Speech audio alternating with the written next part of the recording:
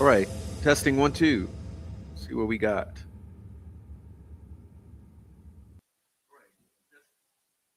Well, welcome everyone. Hey, welcome. I'm not feeling too well, but it's Wednesday, November 27th, day before Thanksgiving. So many of you will probably watch this on Thanksgiving Day. And for that reason, I say happy Thanksgiving to everyone. And if you're on the replay, please leave a comment down below and enjoy the show. Let me say hello to everyone here in the chat before we get started. Like I said, I'm not feeling too well. For those of you who are here now, thanks for being here. Let's see. We're going to say hello. Before I get started, please hit the like. Please hit the like while we're starting. Okay. Miss K, 5 Green Acres. Bonnie, Brenda, Scales of Injustice, Monday, Linda. I said Monday. Okay, I said Linda. Cricket, Adrian, Mellon, Artist, Bobby Smith, Sharon, Rachel 133, EWTN, Stay Crafted, Missouri Mimo of 9, Kelly, Fur Baby Daddy, Gen C, Jade, Donnie, Elizabeth Jones from Scotland, welcome. Heather Brown, Jessica Freeman, Tinkerbell, Tracy Fleetwood, Nancy Drew 101, David Rogers, what's up? Huckleberry, Kathy Dyer, Mark Ellis, what's up? Nobody Nothing, Callie G, Sergeant Mike, voice of Crystal and Kathy. Thanks everyone for being here. Boom, shakalaka. If you're in the lurker crew, please join the chat. It's nice in the chat. There's nothing wrong with the chat. Join the chat. And they may feel better than I do right now. So let's hope that happens too. Today, I've called the show Children of the Corn. Children of the Corn, Delphi. Why would you do such a thing, Prof? Because today we're going to talk about those who I never want to talk about. That's right. We're going to talk about the stalking, harassing, dark web, chomo, criminal underworld, stalking, harassing, cyber stalking, idiots. We're going to be talking about them today. So buckle up. The harassment has ratcheted up to an all-time high. And you have to wonder if these people really cared about convicting Richard Allen. You would think that the conviction of Richard Allen would satisfy all of their bloodlust, and they would therefore be satiated and go away. But no, the strangest thing has happened, which is that the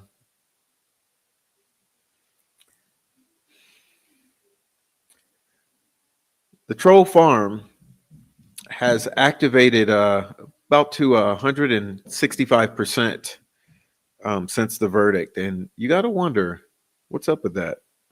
Why would they? Why would they do such a thing? It's absolutely makes no sense. Don't know if I can explain it, but it just goes to show that it was never about Richard Allen. That in the troll farm's mind, it was never about justice for Libby and Abby being the conviction of Richard Allen. So it's pretty interesting. Why not? All of them constantly run around entire social media on the internet. That's Facebook, Reddit, YouTube, etc., proclaiming how guilty Allen is. That's what they do. They proclaim his guilt. They just repetitively parrot the fact that he's a baby killer, he's guilty, and you're an idiot. You know, that's the extent of their talking points, as you know. So since we're all idiots and Richard Allen is guilty in the eyes of the court of law, being convicted by a jury of 12 unanimously, you have to wonder, why are you guys stalking and harassing more than ever?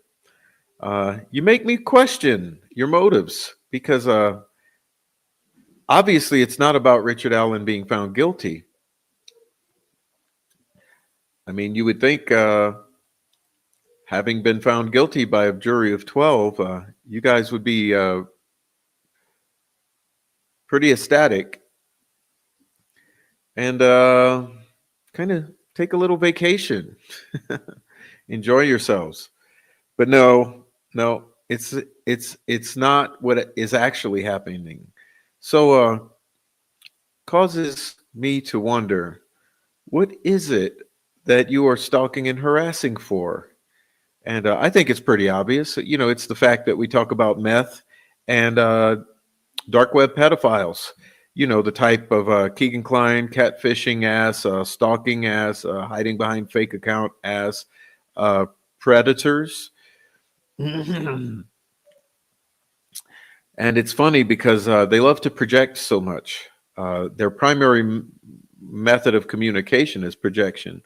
And so what they do is they often will repeat things like coward, chomo, pedo, um, protecting baby killers. All the things that they do. And so we're going to be getting into the Delphi Children of the Corn. And you say, Prof, why are you so mean? Why do you call them Children of the Corn? Because they are. And we'll be finding out what that means tonight. Um, I just find it odd that the majority of these people are uh, Carroll County local criminals. And by that, I mean people in and around Carroll County who, from the very beginning, have come onto YouTube and onto Facebook and Reddit, etc., to control the narrative around the Delphi murders. The majority of them have extensive criminal records. In other words, rap sheets, felons. Um, some of them, majority of them, have sexual crimes, drug crimes, violent crimes. Um, and they pretend to come here on YouTube and advocate for small children, when in fact we have an entire community in an effort to protect Satan. Um, come onto the internet and terrorize anyone who might shine a light into their dark abyss. And well, I tell you, it's really unbelievable. But that's what we're dealing with the Delphi Children of the Corn.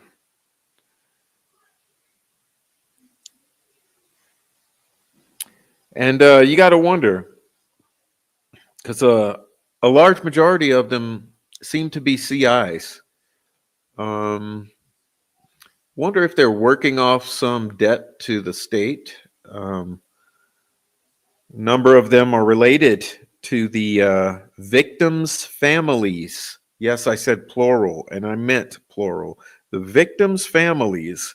A large portion are CIs. A large portion are related to the victims' families, and I guess the few that are neither are paid. Um, there's some dark web pedophile connections we found. So that's a part of it as well. So you got to wonder what's the whole deal with the Children of the Corn here? Um, anyway,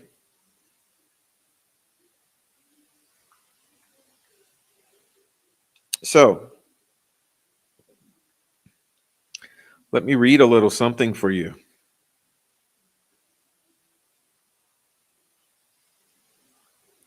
See if I can get busy here. All right, you guys, just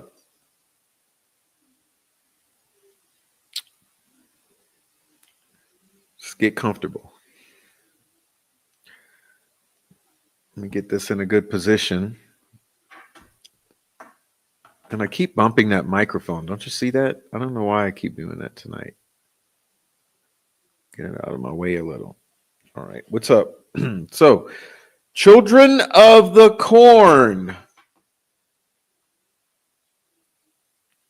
by American horror author Stephen King is a short story that first appeared in the March 1977 issue of Penthouse magazine and later became part of his short story collection Night Shift, published in 1978. Children of the Corn follows the perspective of Bert, and Vicky Robeson, a couple attempting to save their marriage by taking a cross-country road trip together. But their journey takes a frightening turn when a young boy runs into their car. Initially fearing that they have taken a child's life, Bert and Vicky devolve into a spiral of guilt, blame, and accusations until they begin to suspect that something more sinister harmed the little boy first. This guide references the 1978 Doubleday and Company edition of Night Shift. Citations refer to the page numbers in this edition. We're going to skip the citations, but Children of the Corn employs a third-person limited point of view and primarily engages with the thoughts and feelings of Bert Robeson, a veteran who is struggling with his marriage to his wife, a former prom queen, married right out of high school. The opening lines reflect Bert's desperation to avoid another argument with Vicky and his wariness with the constant bickering that characterizes his marriage.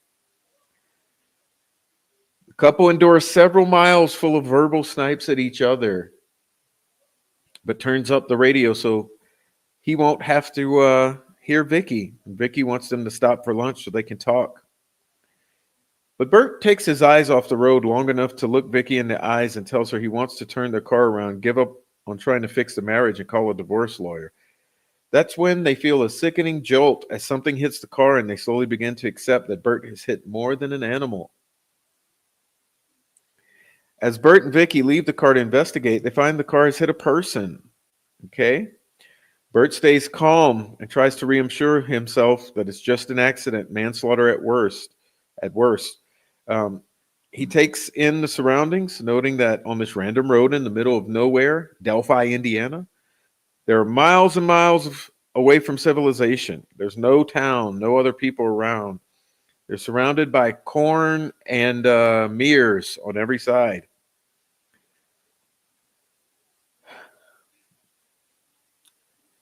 But he oddly realizes that the corn is covered in blood that trails back through the field, and there's a blood-stained suitcase that the dead person has dropped. Vicky is standing over the body, panicking, laughing, crying hysterically, and Bert realizes that he hates Vicky and no longer wants to be married to her. He slaps her across the face like a good wife-beating ass 1970s dad and husband. And they realize that he has hit the young boy and that running into the car wasn't the fatal injury, but that his throat was deeply cut. And he was carrying a suitcase that he dropped while fleeing through the corn and running onto the road, hence all the blood. Judging by the wound and the amount of blood the boy has lost, Bert surmises if the boy had been alive when the car hit him, his life would have his life would have been cut short by 30 seconds at the most. It's kind of like finding the body so immediately after, right, Robert Ives? Anyway, realizing that a violent crime has been committed, Bert is concerned that the murderer is still nearby. He has an eerie sense of being watched from across the expanse of corn. He tells Vicky to fetch his rifle and a blanket from the car. They wrap the body up, lift it into the trunk of the car, intending to drive to the nearest police station and get help. Again, Bert feels watched and sees himself and Vicky from an attacker's perspective. Two people on a deserted road, and imagines being dragged into the corn and having his throat cut. Anyway,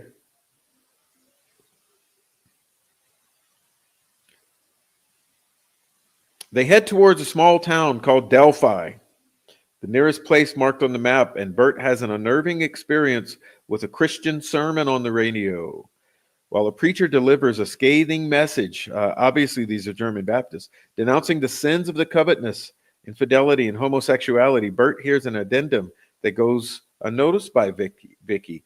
The Lord has said there's many mansions in his house, but there's no room for the defiler of the corn. Bert notes the preacher sounds oddly young. Bert questions whether Vicky heard the same thing and feels a flash of paranoia that his guilt over hitting the boy may have caused him to experience hallucinations. Vicky didn't hear the preacher's rant about the corn. She's been trying to open this suitcase. The radio sermon has conjured unpleasant memories from Vicky's strict religious upbringing. As a result of her childhood experiences, she's now strongly anti-religious.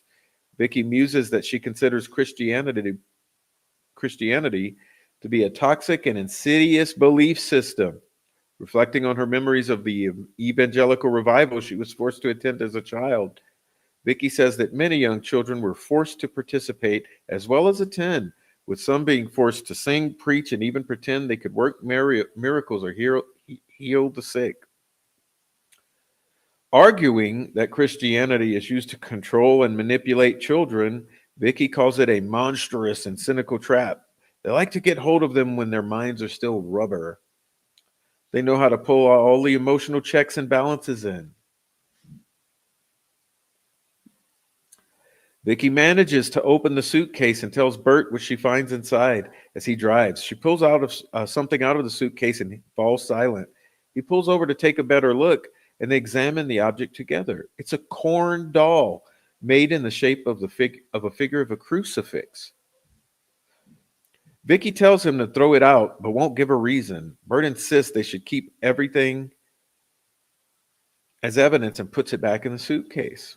As they approach Delphi, Bert feels a sense of dread as he doesn't understand. The outskirts seem abandoned, and they pass a series of billboards with exhortations in the evangelical Christian style, saying, "Today is the day," which Vicky laughs at. And they drive further into town. They see no signs of life, well, except for Dave McCain. Except a stray dog with Dave McCain. Bert thinks maybe this is just what remote small towns are like, and Vicky tells Bert to stop and turn around. She wants them to go to a different town instead, something like Flora. But when Bert asks why, she points out that this town is deserted. The prices listed outside businesses haven't been that low anywhere in the country for over 4 years. Bert counters that it would seem suspicious of them to wait until they reach a bigger town. He's convinced that there must be a municipal building or police station in Delphi, and that it makes more sense to leave the boy's body there. Vicky adamantly disagrees and they argue. Bert refuses to leave Delphi and drives into the town center. Ignoring her, he pulls up and starts to get out of the car, and Vicky tries to stop him. She doesn't want to be left in the car alone, so she reluctantly gets out too. For a moment, they hear some teenagers' laughter from a distance, but no other sound. They must be cooking meth tonight. They walk into a diner and find it abandoned and neglected. They both feel something's wrong, but Bert insists on trying to find someone. Vicky tells him he's crazy, and they start to argue again.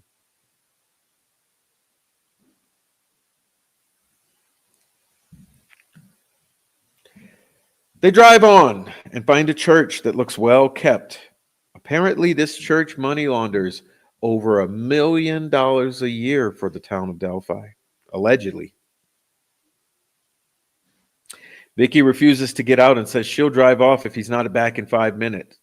But Bert snatches her keys and leaves Vicky behind in the car, crying and terrified. And he goes off to find help. Although he can't find a police officer or any other people at all, Bert stumbles upon what seems to be an abandoned Baptist church. Oh yeah, it's German Baptist. It's a sliverine away from the Odinists. As Bert explores this church, he encounters increasingly creepy signs of desecration that hint at might have happened there. The organ has been destroyed, keys ripped up, foot pedals yanked out, and a sign has been placed over the damage.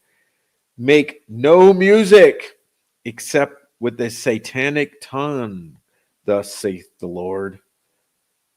Entire sections of the Bible have been chopped out, and a portrait of Christ has been altered so that Jesus has green hair made of corn, and a creek flows by his feet called Deer Creek.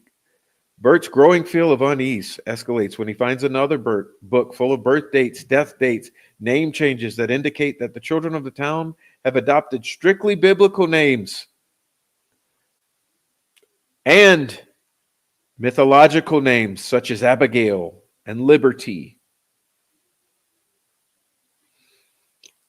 Bert begins to suspect that the children of Delphi have formed some kind of twisted religious cult and are all killing each other, along with all the other inhabitants of the town.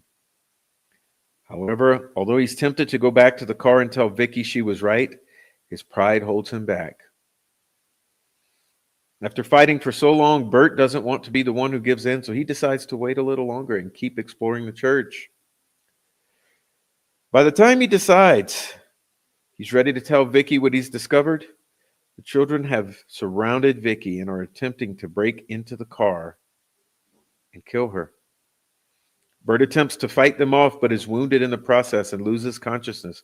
When he reawakens, he finds that Vicky has been murked, and the children were placing sticks on her bodies in the shape and form of runes. They're now converging on him with knives and pitchforks and box cutters. In a desperate attempt to outrun his attackers, Bert flees into the corn.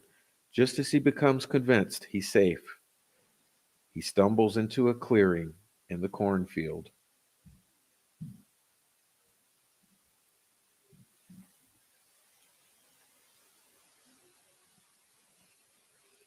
That's when he notices a demonic figure rising up through the corn. It's Odin. And he realizes this must be the entity who drives the children's violent cult and all the meth head teenagers. A figure the children refer to as he who walks behind Deer Creek. As Bert is murdered by Odin, the children gather around his body. The meth head teenagers gather around his body. They're all led by a 19-year-old boy named Logan, who has appointed himself as the prophet for the cult. Logan tells all the children and other meth heads that he who walks behind Deer Creek is not satisfied with only Bert and Vicky as blood sacrifices. The entity has previously taken the lives of many children, mostly on their 19th birthdays, sometimes on their 13th and 14th. But Isaac announces that the age of sacrifice will now be 18. The story draws to a close as 18-year-old boys, Garrett and Logan, walk deep into the corn through the Deer Creek and disappear.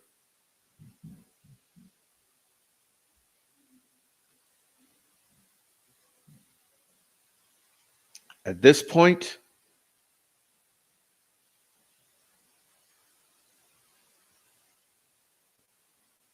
it's clear.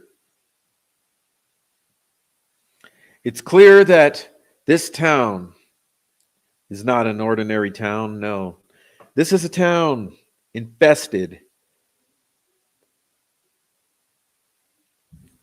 by a plague of individuals whose sole purpose is serving Logan, he who hides behind Deer Creek.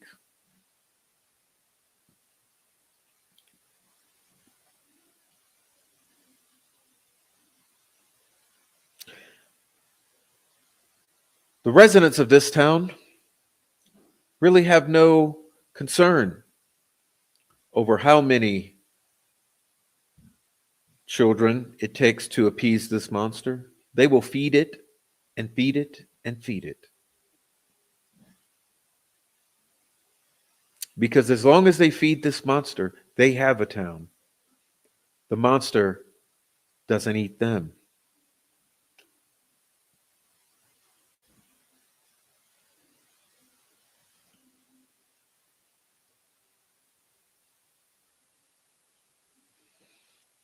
And so you have children of the corn of Deer Creek.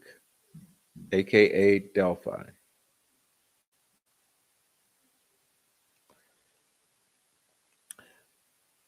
Well,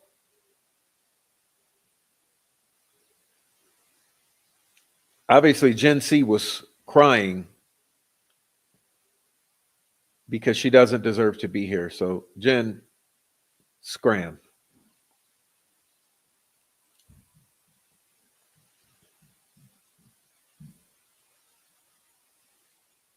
Obviously, what I was doing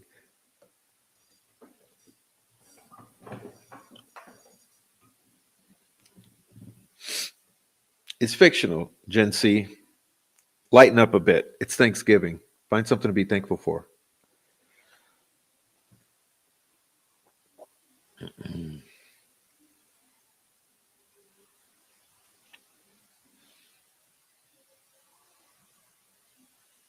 But yeah, let's talk about a town.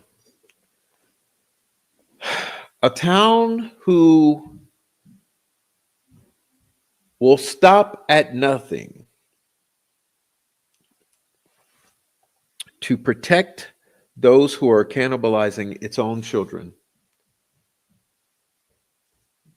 That's right. That's right. We're talking about the children of the corn.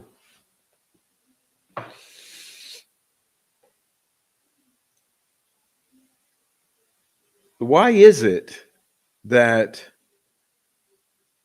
when you look at everybody out here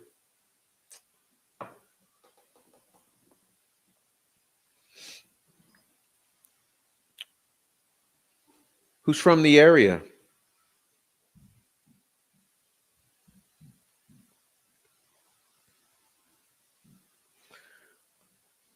why is it that they are stalking, harassing, threatening to kill, lying, covering up murders of two little girls in their town, and actually six? Pardon me. Six.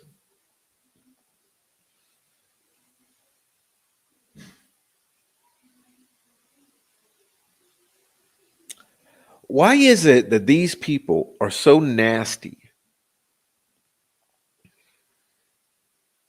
so nasty?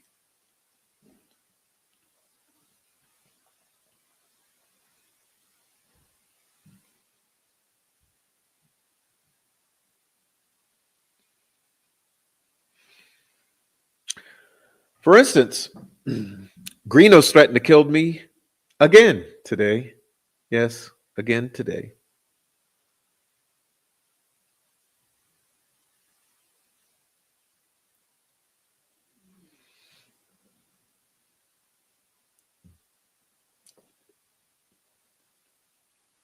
How many of these people from this town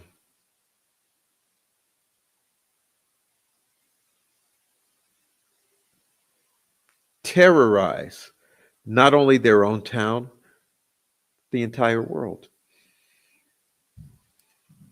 I'd like to know.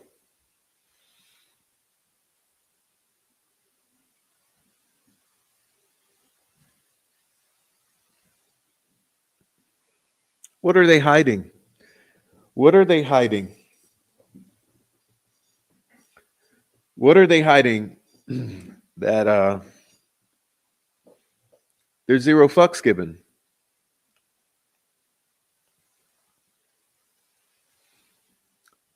Marv. Marv.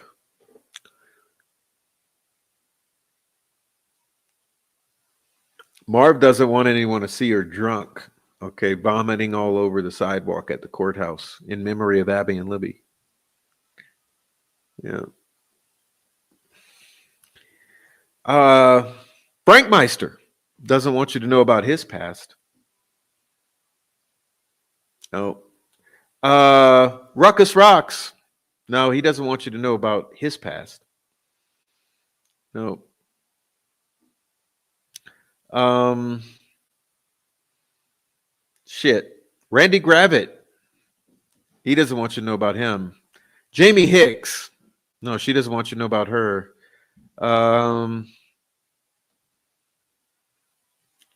Shit. Who have I left off? I mean, we haven't even started the list. Okay. We haven't even started the list because these people terrorize me all day long. Cold Truth Mel.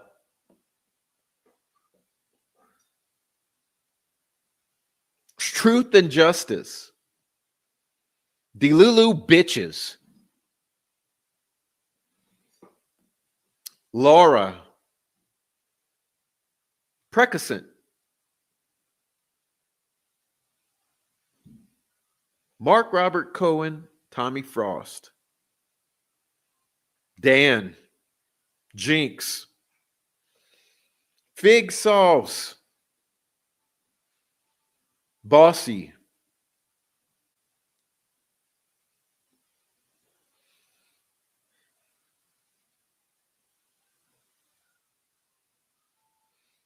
I could go on and on and on and on.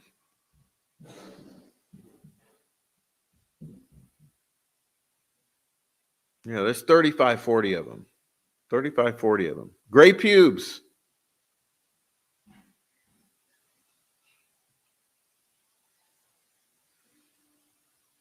What is it with these people?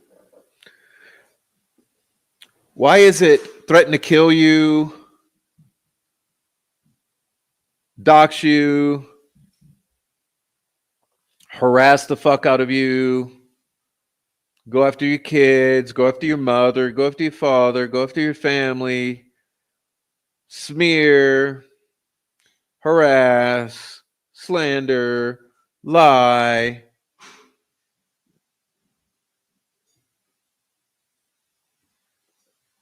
I mean, I thought the point was Richard Allen is guilty and let's convict him and we'll all be happy. Yeah, I thought that was the point. I really did think that was the point of this whole fucking debacle. That oh yeah, you fucking abused us for years. Okay, you meth heads, you're felons, you're dark web chomo stalking, harassing pedophiles. Uh, your local fucking Masons, Brad Holder, Logan Holder.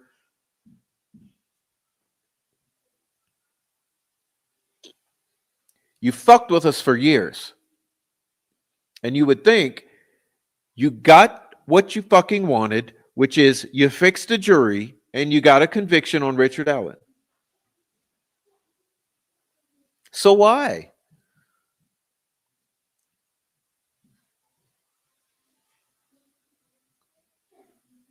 So why are you terrorizing everyone on the internet if you've got what you wanted?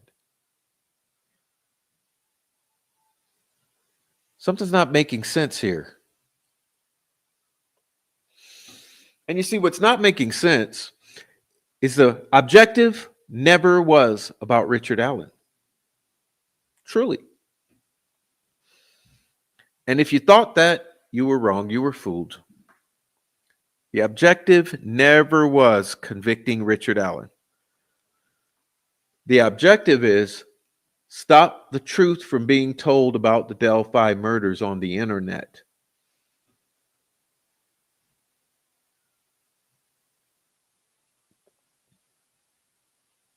And so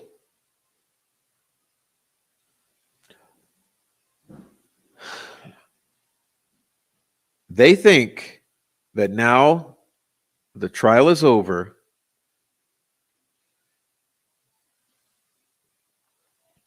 they can go back to the old stalking ways. They gang stalk. It's gang stalking is what they do.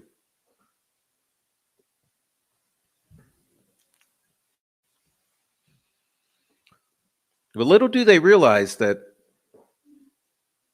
they should be careful of what they do.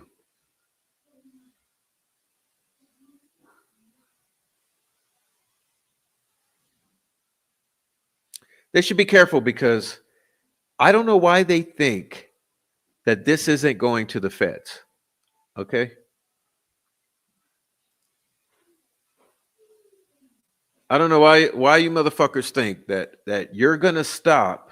Do you think that all of this that's been documented and submitted to the FBI Cyber Terrorism Task Force, you think it's just it's never gonna bounce back on you?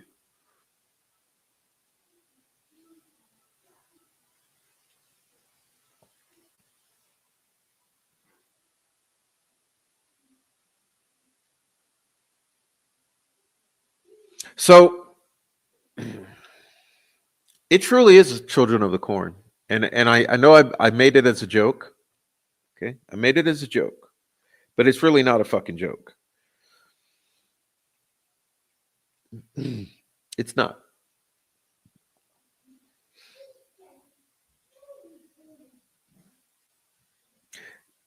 You see, all of these arsons that are covering up all of these murders, there's a reason.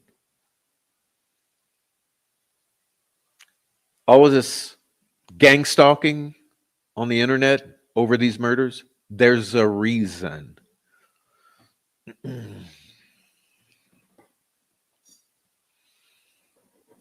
You guys never gave a fuck about them girls. Not one.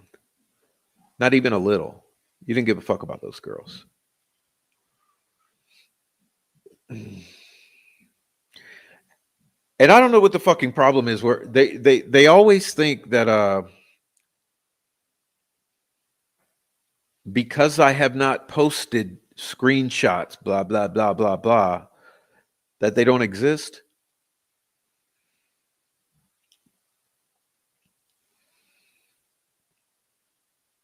You guys are begging for it. You're begging for it. You're begging for a lot of shit. You're begging for a lot of shit that I don't want to do. I want to come on here and just talk to my people without having to show how fucking disgusting you are. But you're begging for it. So that's fine. You're going to get it. I mean, keep in mind too, the gag order will be lifted around Christmas. That'll be a wonderful time too.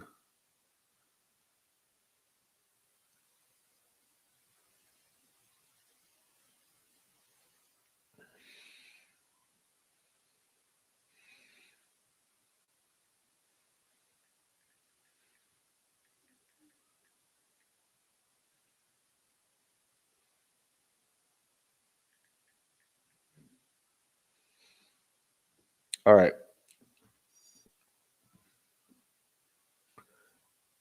So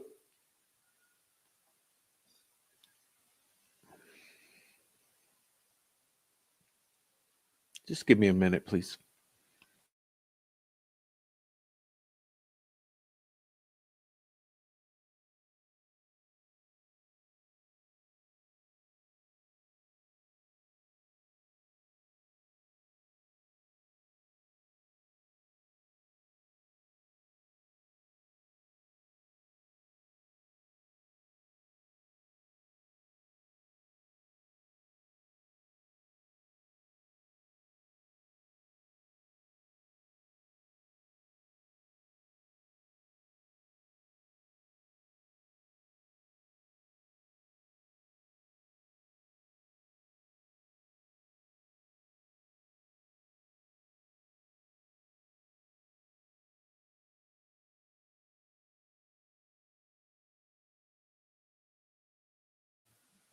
Okay. Sorry, I'm back. But for real, guys, so I've never seen such a hateful group of people in my life. It's really astonishing. It's really astonishing. The most hateful fucking group of people I've ever seen in my life is the locals and the local creators surrounding the Delphi murders community. It's the most insane thing I've ever seen. Like,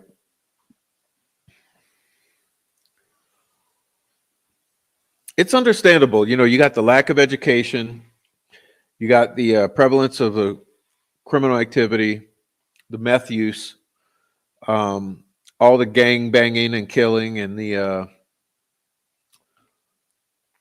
terrorism. But I tell you what, it's never ceases to amaze me. Never ceases to amaze me. Anyhow, I'd like to get into the chat, and let's get into the chat. Okay. Like I said, I'm not feeling too good. My back is hurting. Let's get into the chat a bit. I'll pull up this one first. Why is it a personal thing? I understand passion, but when shit devolves into vicious attacks and underhanded bullshit, you got to wonder, what are they protecting so ferociously? That's what I'm getting at. That's what I'm getting at. Because, you see, they don't come in here and argue points. The very first thing they say is, he's guilty. And you're an idiot. That's the extent of the argument. That's the extent of the argument. All right.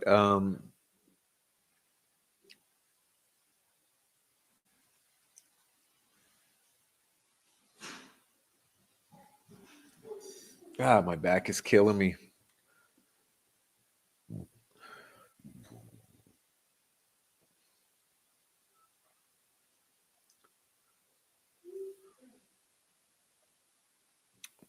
Like I said, I try to not have to even say their names because they're all so disgusting. But see, there's things that all of you don't see. And it's like the constant harassment, just a constant harassment. It's really, it's inconceivable. It's to the point of obsession. It really is. It's to the point of obsession, and it's so fucking hateful, and there's so much obsession.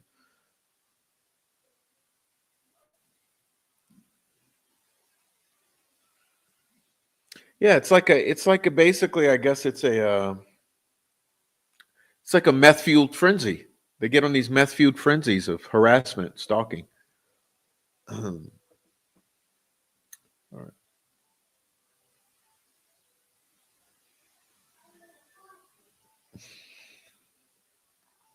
Let's give them something to talk about. Oh, we just did, because trust me, that's another thing. I'm glad you mentioned it, because here's another thing that's funny.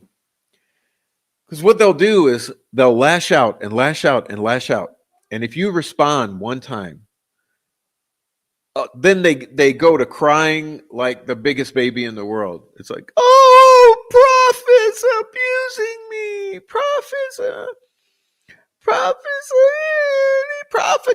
women. It goes right to that. It goes, oh, prophets. So they'll throw stones, and you respond one time, and it's all tears. It's all tears.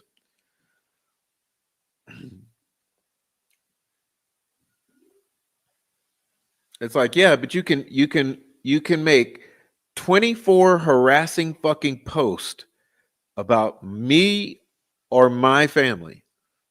And if I say one thing in response to those 24 posts,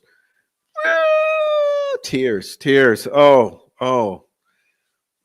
I tell you, it's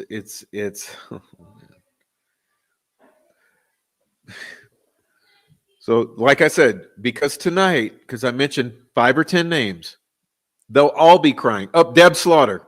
Deb Slaughter's another one. Talk about a wolf in sheep's clothing. Because I'm sure she'll cry about this. Yeah, wolf in sheep's clothing. Deb fucking Slaughter. It's another one. Mr. Steve. Okay. All of these motherfuckers, not only will they do attacks themselves, okay, they'll support those who are attacking. Okay. They'll support those who are attacking. So, sure, these guys threatening to kill me on a daily basis. I'm going to kill you, Prof. I'm going to kill you. I'm going to kill you. I'm going to kill your kids. I'm going to kill you. I'm going to kill your parents. I'm going to kill you. And then these some others, they're besties. And you're like, yeah, I don't like that this motherfucker's harassing me, stalking, threatening to kill me, basically all the time. It's a problem. Oh, well, I'm not responsible for what he says. He's my friend. He's not he's my friend. So I hold you accountable right now.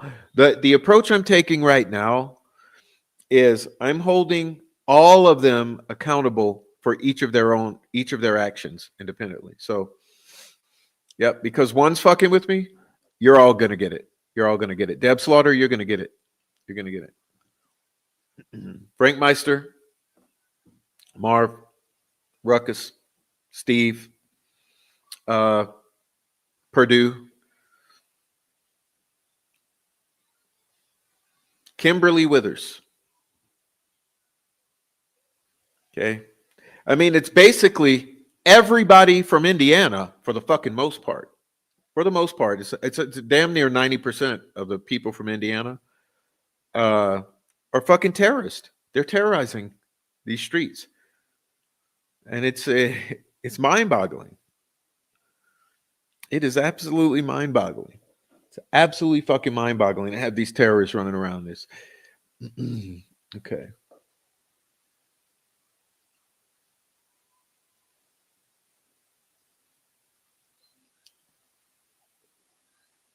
All right. So let's see if I missed any good ones up here. All right, man.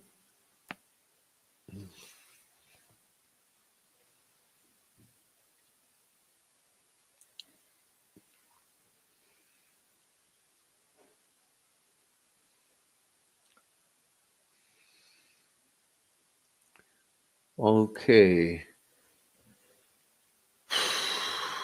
Okay. All right, I'm ready to read some chat. Let's get into the chat. I'm ready to get into the chat. I apologize for, but I just had a little rant. Okay, that wasn't bad. It was 50 minutes. 50 minutes.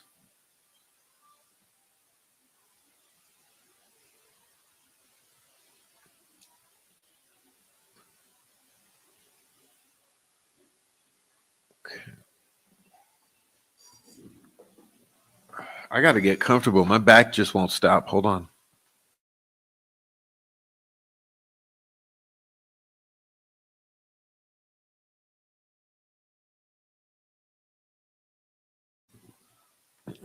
Probably wasn't a good idea to do a show tonight.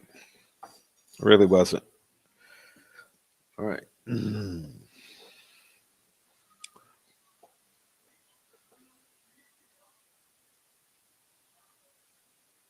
Red Dog says, I promise you the FBI is still working in Delphi. I don't know.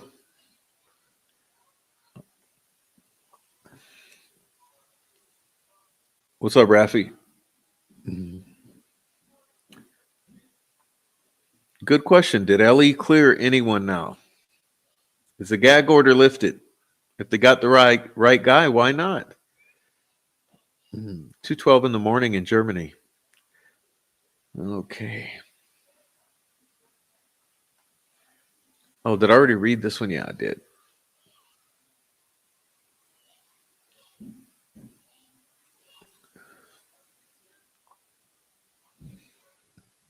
Lisa, what's up? Welcome.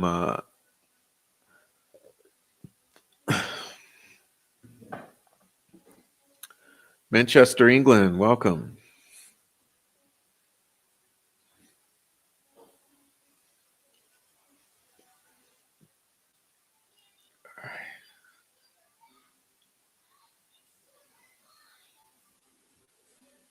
What's up, Dory? Yeah, please hit the like button, y'all. Like I said, I'm not feeling too well. I should have not come on. I'm thankful for the prof in this beautiful chat. Me too, Lewis. Thank you.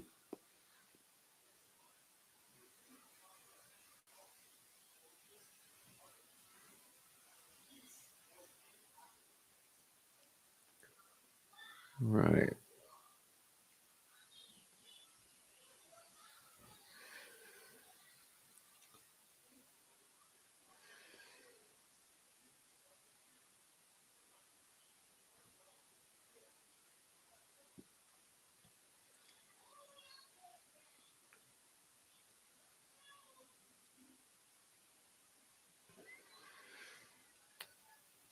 Callie says the same thing is happening with Sebastian Rogers. Really?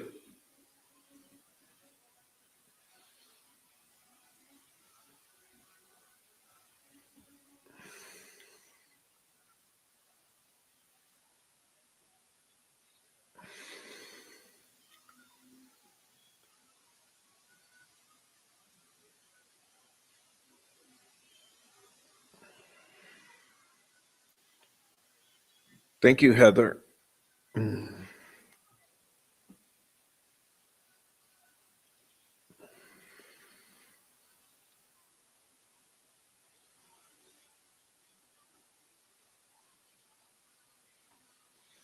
Great Pubes doing the same. Page Schilling trolling in Sebastian Rogers' case, and meth heads trolling, threatening, stalking people. Really? Really, really?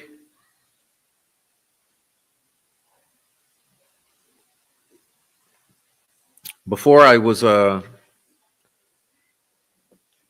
privy to the coordinated attack, I chalked it up to stupidity, but it's way more diabolical. I learned from all you guys in prof. Thanks, by the way. Yeah, it's coordinated. That's the thing that I'm saying. These like children of the corn. I mean, remember children of the corn. It's a community that is doing this, and that's my point in the analogy with Delphi. Look, don't you think if the fucking town of Delphi wanted the truth for these crimes, that it would have surfaced years ago? Don't you think that? Yeah, if they wanted the truth, it would have surfaced years ago. They've all fucking lied. Okay, the whole town's lied. The whole town's hid this shit. The whole town's still fucking lying and hiding it. I mean, fuck them all. That's what I'm getting at. Okay, you're dealing with a whole bunch of teenagers that were involved in this, and everyone's covering it up, and always has, and no one gives a shit. They don't give a fucking shit. That's the thing that's so mind-boggling, that they don't give a shit. Like you would think one of them would have a heart and would give a shit about it, right? About one of those little girls. No one gives a shit about either of those little girls.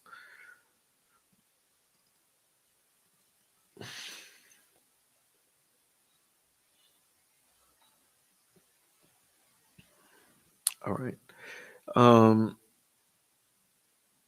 I wonder how high up it goes, especially when the best YouTubers have like views in the hundreds and they are 2 or 3 years old.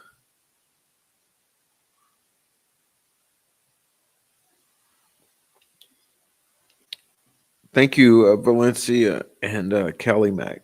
I don't know if it's a massage I need. It seems like I pulled something.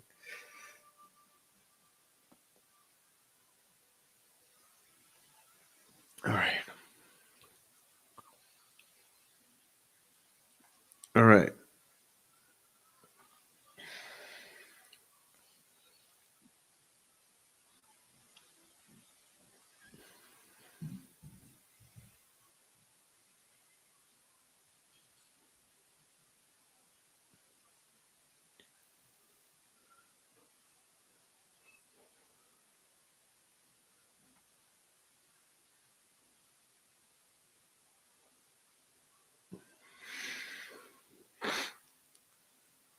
Ooh.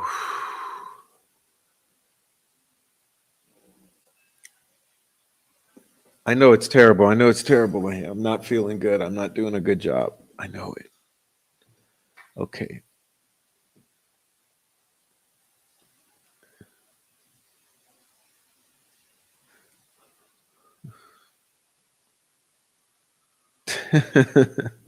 did I see did I see the sorry ass last interview of old Dick Carter? No, I didn't.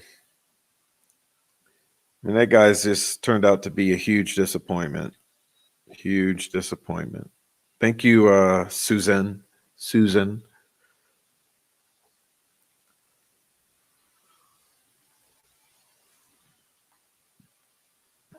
All right.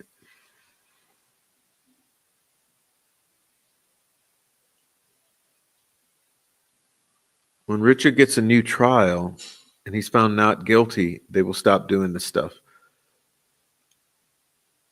We appreciate that you're here. I appreciate that you're here. I'm trying to feel better. I'm telling you, I feel real out of it. I've written and emailed the FBI numerous times. I hope they are paying attention.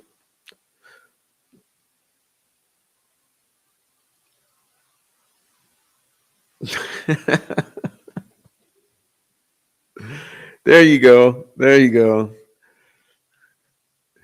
Okay. On October 30th, while hanging around with Piper in Delphi, we experienced Children of the Corn firsthand. It was such a wicked evening after we left the courthouse building. Well, the stalkers, harassers. Stalkers, harassers.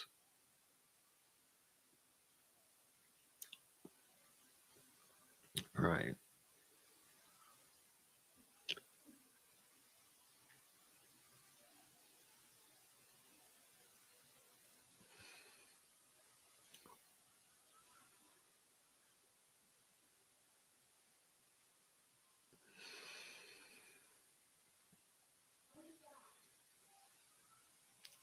So is Mark Cohen the guy Ellie goes to for releasing snuff photos on the dark web?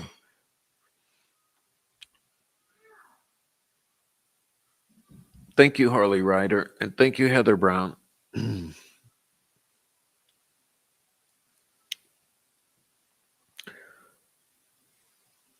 Well, the case has been bad since almost the beginning. Well, I would guess that it must involve child trafficking. Then, do you think it involves child trafficking? Because the way that it's looking here on these YouTubes is that you got criminal underworld dark web chomos. Okay, so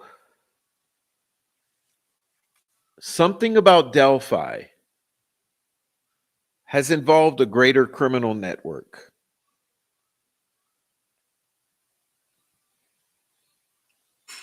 Okay, something here has involved a network of criminals. That's what we call the criminal underworld. Stalking, harassing, dark web, chomo, criminal underworld, felons.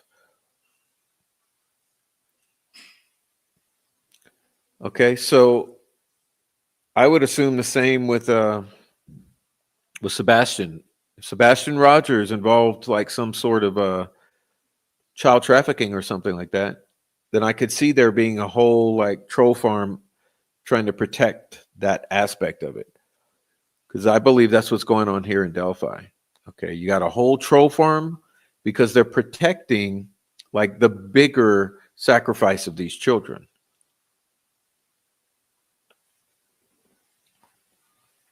Like there's no way if you gotta think of it like this. There's no way that just something as small as a double little murder would have like 25, 35 individuals like working as a troll farm. That's it. That wouldn't happen, you know. Yeah, you could say you might have two or three like insane, unhinged people abusing the community, but in this community you have like 25, 35. See what I mean? 25, 35. You got 25, 35. So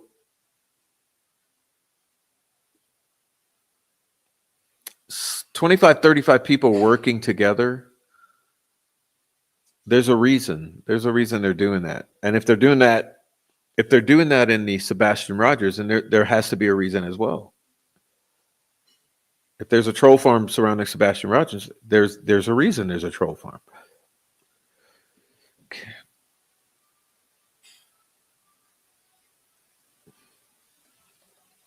Prof, you said something about Kelsey writing something, a story or something. Where can I find the community page?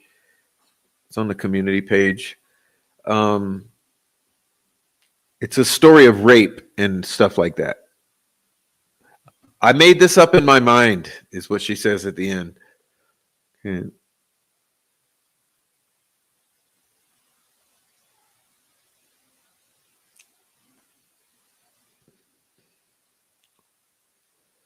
I've been telling everyone that would listen about the corruption for years.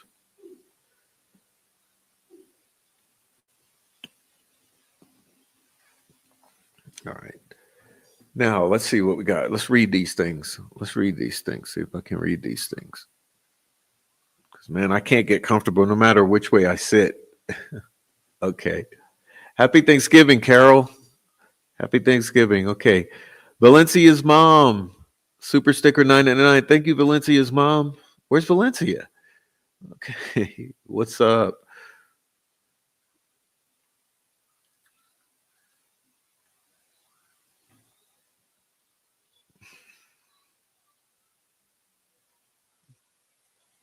Kelly Mack, thank you for the 499. Shaker Maker. All right, what else we got? Mark Ellis. The whole town of Delphi is afraid to tell the truth. That's what I'm saying. That's what I'm saying. Children of the Corn. It's Delphi. What the fuck are they protecting? What are they hiding? Okay, why Abby Libby? Why Abby Libby? Question. Why Abby Libby? Why would a whole town hide murder of two little girls? Abby Libby. Don't be hating. Get some rest. I will. It's just if I could. It's not that I'm tired. It's I can't get my spine right because it's I have a spasm going or something.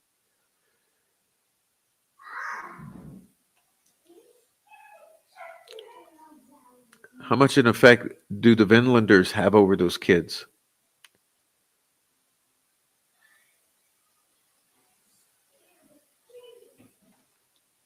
My theory is teenage crime covered up by adults.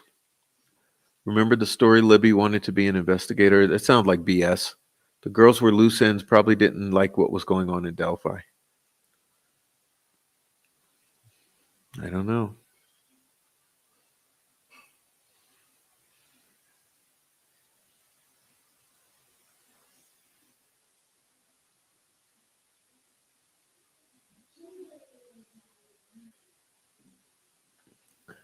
Or Prof, are lawyers working on freeing Richard Allen? Yes, they are. But it's going to be an appeal process, which is extremely long. And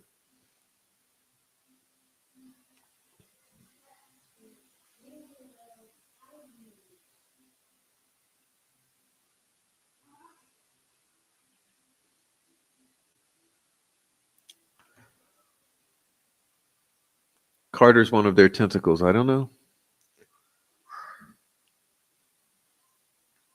All right.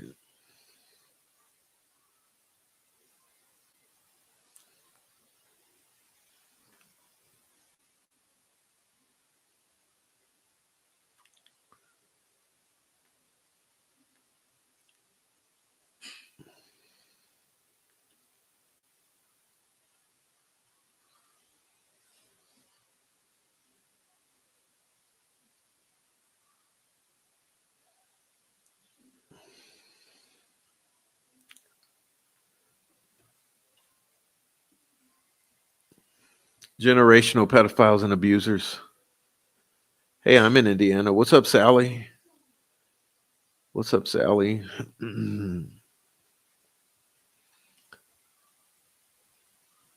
All right.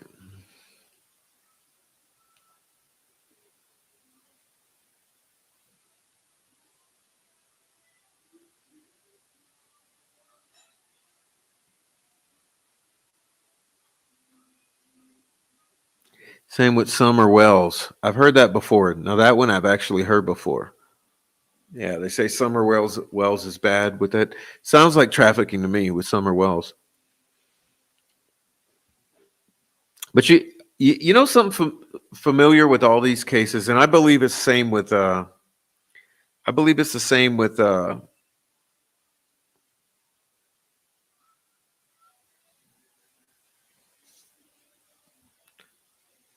Ramses and Baby Dior. It's every time the parents lie, it causes a cold case.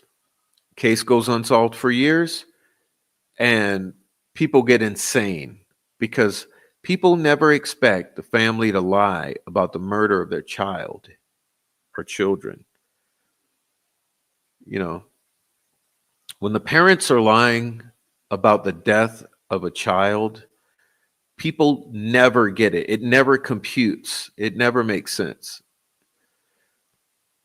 And it should never, because I mean, that's, the primary role of a parent is a protector, right? Protector. So there's a lot of cognitive dissonance when you're looking at those who are supposed to be protectors who are actually lying or they're they're victimizing the child by lying about the death of the child or what happened to the child. For instance, I think baby Dior is dead. I think both those parents know. I mean, I've said it many times. You know my feeling of baby Dior. I think both parents know. I think it was all a setup. I think they all fucking lied. And they know that baby is dead. They know exactly what happened. They were partially responsible for what happened. And they've lied about it since day one. Same thing with the Ramseys. They lied about it since day one. They know why that girl was dead and who killed her. And then they staged it, they set it up. Um, Summer Wells, they probably know. Sebastian Rogers, they probably know. When the parents know, and you're looking at them and and even if you don't consciously realize they're lying, but if this deeper part of you, if your gut instinct, if your instincts, if your human instincts looks and see that these parents are lying about the death of their child, uh, your instinct is going to be rage toward these people because you're not going to want to, it's just a natural human instinct. Like you're going to want to basically do something. You're going to want to you're going to have rage at these parents because you're looking at them knowing they're lying on an instinctual level about their children, and you're thinking this is not supposed to be happening.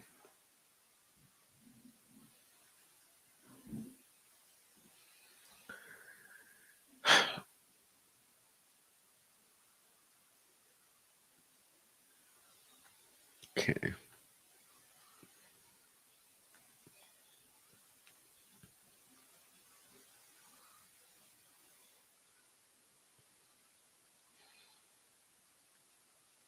Steven Stern, no, I'm sorry.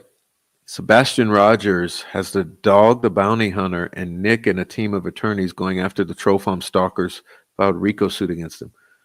Whoa, pardon. You got to email me that. That sounds pretty. That sounds pretty fantabulous. That sounds just very interesting there.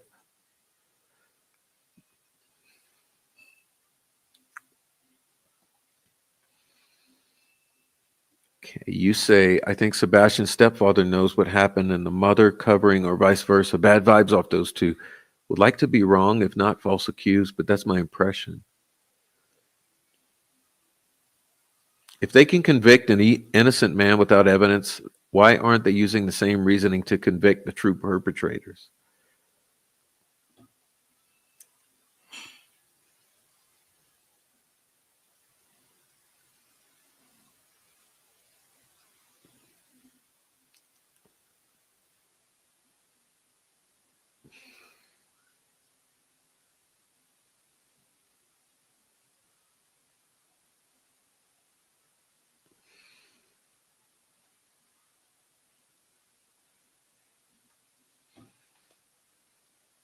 All right.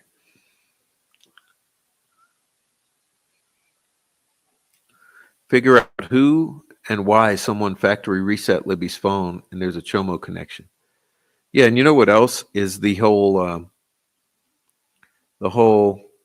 I deleted things that would be embarrassing off her social media. Sorry, that doesn't sit right with me. It doesn't sit right with me. You got a dead girl. You got a dead girl. Come on, man. The United States is the main component in sex trafficking.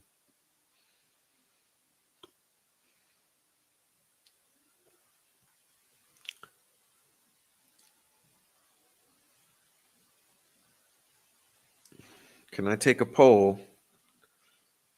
and just ask who here believes the murders were actually captured on film, yay or nay. I blame the psychologist. What's up, Annie Ruler, for the detailed van confession? Not on tape, was it? What's up, Annie Ruler? Good one.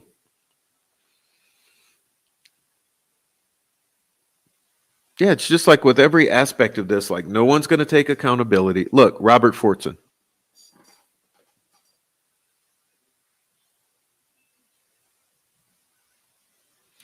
You got a dead guy. You got a dead guy. You got a dead guy. Around these leaks. Yo, come on, can we be real here? Can we be real? Let me stretch this. Can we be real? You got a dead guy. A dead guy. You got a dead guy around these leaks. Do you all know how many of the YouTubers were involved in those leaks?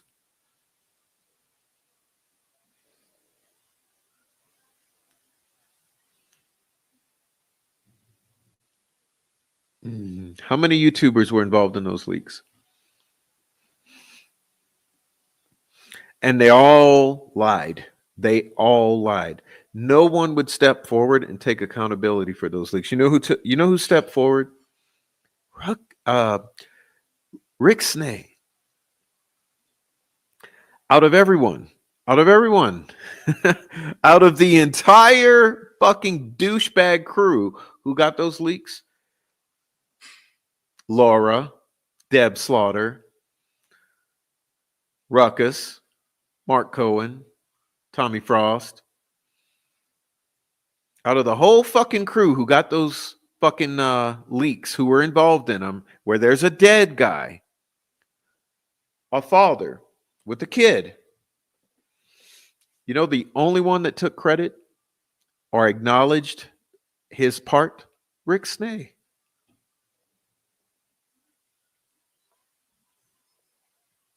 It's not cool, man. It's not cool. But it shows you the level of scumbag you're dealing with here.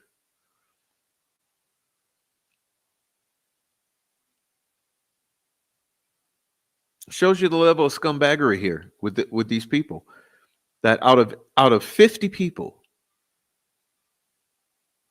Rick Snay and Julie Melvin were the only two who stepped forward and said what happened.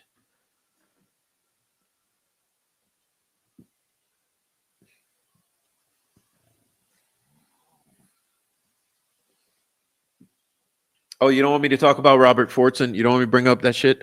Okay, well, how about you just stop the stalking harassment? Okay, you could have stopped the stalking harassment 6 months ago, a year ago, 2 years ago. You stop the stalking harassment. I won't mention Robert Fortson again. Because you're going to whine and whine and whine because I mentioned Robert Kyle Fortson. Okay, but the truth is, you fucking stalk and harass me every day of my life, and you don't want me to say anything that's going to make you uncomfortable. So let's make you uncomfortable. You're the reason Robert Fortson is dead.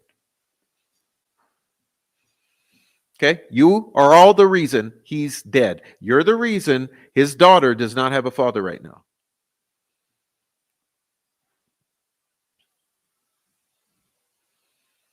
You'll stalk harass over that?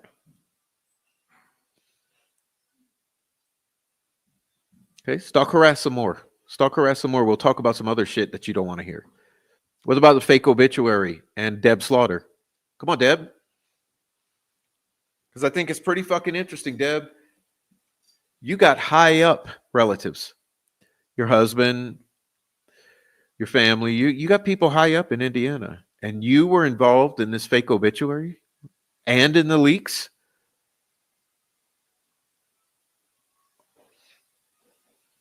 What if Holly had killed herself? Or anyone else? And would you be proud of yourself, Deb?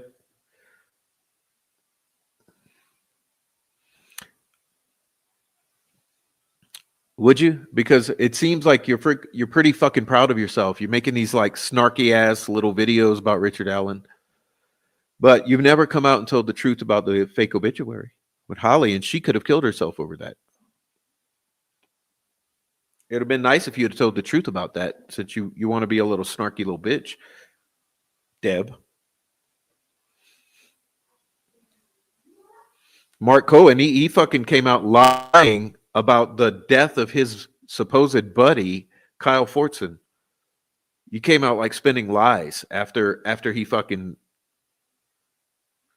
ended his own life.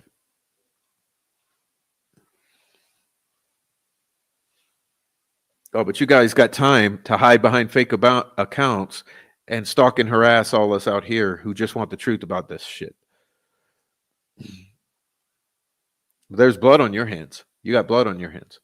And Deb, you almost had blood on your hands. And you know what? You kind of probably do also about the leaks. Yeah. So, I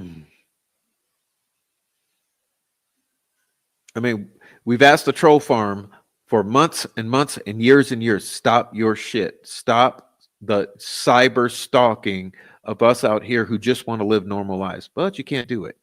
So you want us to say mean things like you're responsible for Robert Forson's death. Yes, you are. Also, that you could look at photos of dead, naked little girls. Mm-hmm. That's nice. That's nice. And you were very happy and entertained by the fake obituary, which could have caused that girl to kill herself. You were very happy about that too.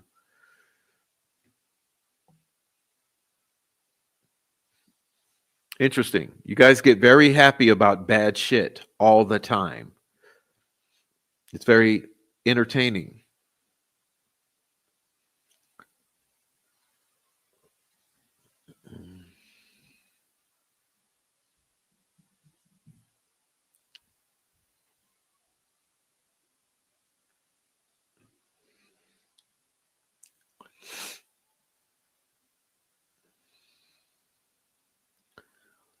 Great Pubes is doing the same thing in Idaho 4. Was Abby and Libby going to try to go to LE to tell that Logan told Abby that Pat Westphal and Brad Holder did the fires? I don't know, but did they? Did they do the fires or did they not?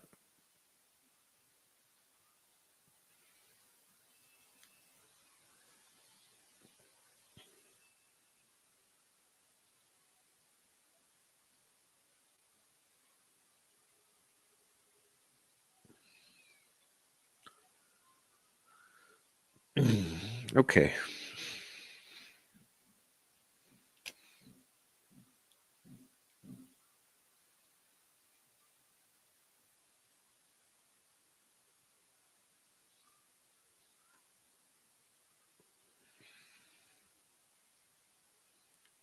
Crooked Dirty LE and TBI covering up the Sebastian Rogers case and Summer Wells.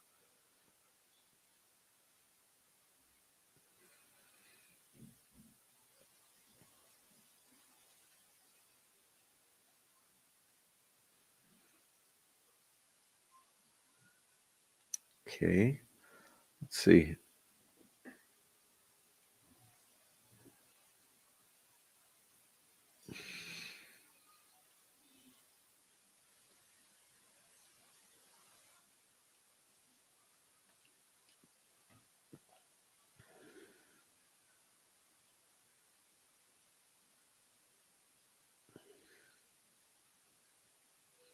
Okay.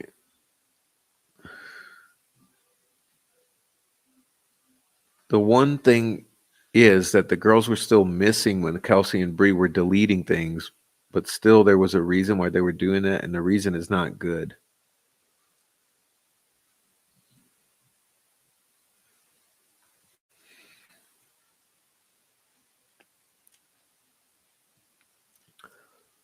All right. What's up, Bex?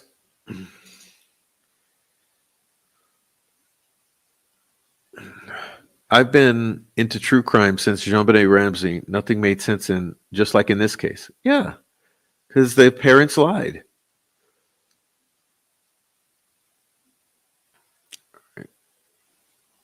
My opinion. It's my opinion.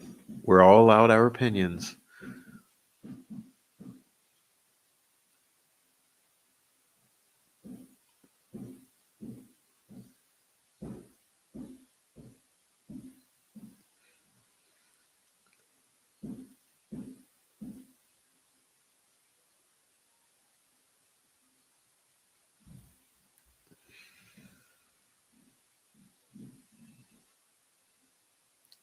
They didn't have the phone data when they fabricated that van story. It didn't add up. Okay. Thank you for your answer about Kelsey's writing. Sorry, I should have checked community notes first. Try a heating pad. Yeah, it's killing me right now. All right. What's up, Gene Jackson? Garrett Kurtz and Chris Mathis, they know something. And look, Brad Holder, Logan Holder, they know something. Come on, man. A whole lot of people. That's let's bring it back to the point here. Okay, bring it back to the point. A lot of people in that town know something. A lot of people in that town know something.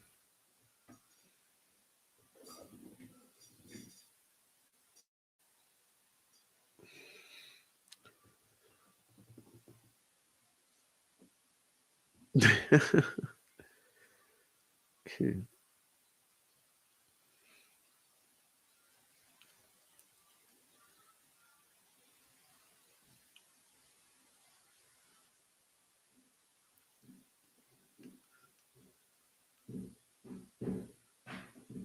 It's so crazy. I have to drip feed people who aren't privy to the Siebel shit because normal people can't accept the truth is nonsensical. It's nonsensical to anyone with a soul. Yes, that's probably the comment of the evening so far. Probably the comment of the evening.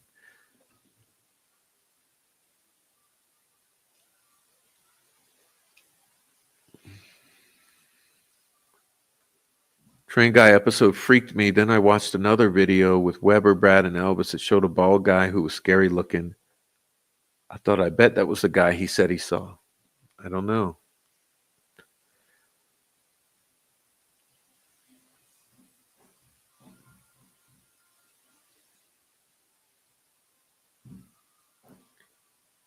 She really thinks she's all that. Shame on her with the lies. Oh, you mean little Deb True Crime Notebook?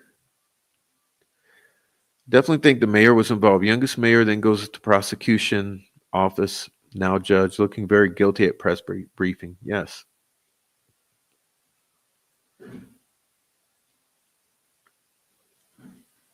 Okay. Tinkerbell, there's so much I don't know about. Well, yeah, no, it probably sounds like we're talking in circles about stuff you don't understand. Yeah, it's, trust me, you wouldn't believe it if we told you. You wouldn't believe it if we told you the story, man. What's up, Johnny Kramer? I agree, Prof. Listening, great piano work on the videos. Thank you for listening to the piano play. People like Gray Pubes and the whole troll farm were absolutely convinced of Richard Allen's guilt before trial ever started. Sure were.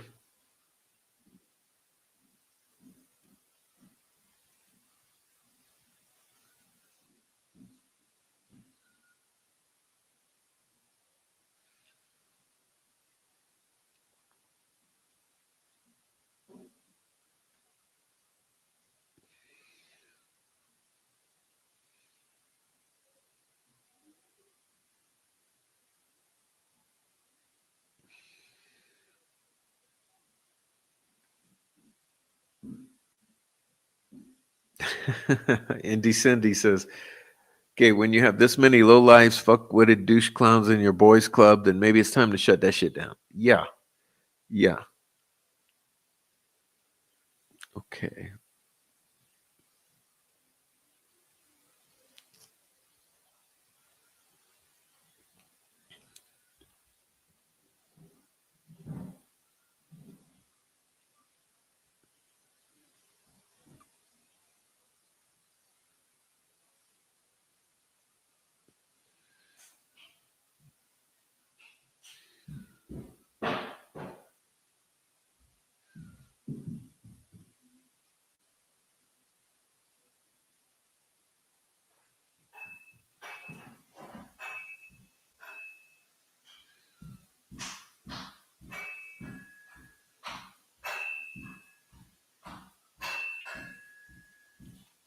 Are they going to railroad somebody with Flora now?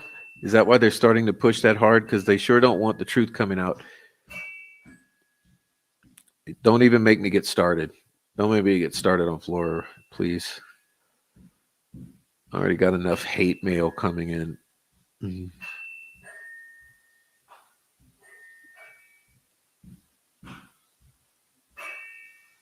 Yeah,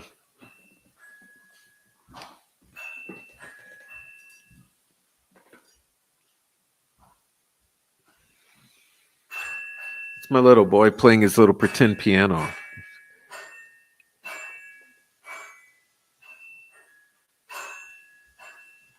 Why did Kelsey say she was the last to see them?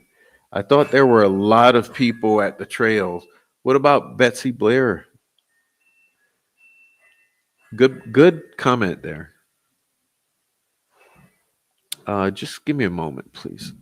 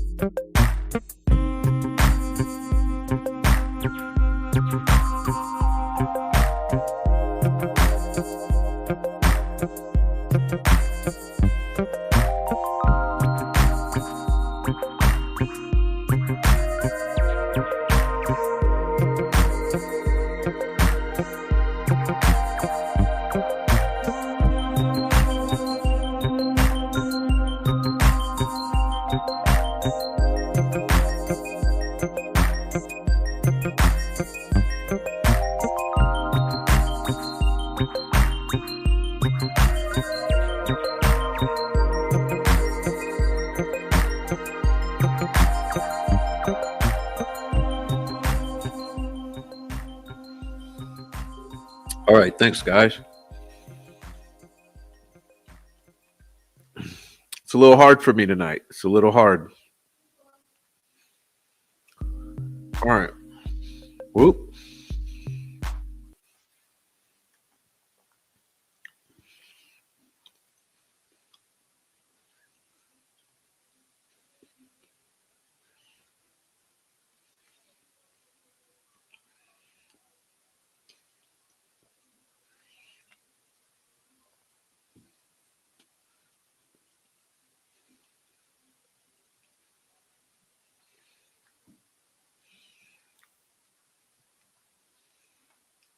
They're protecting the killers in the meth cartel.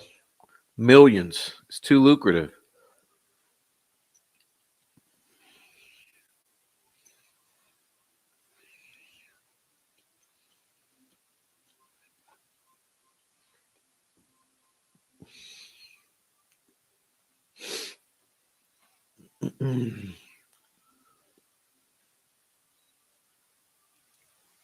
No, I didn't stop him. He stopped on his own. But I went get some gum.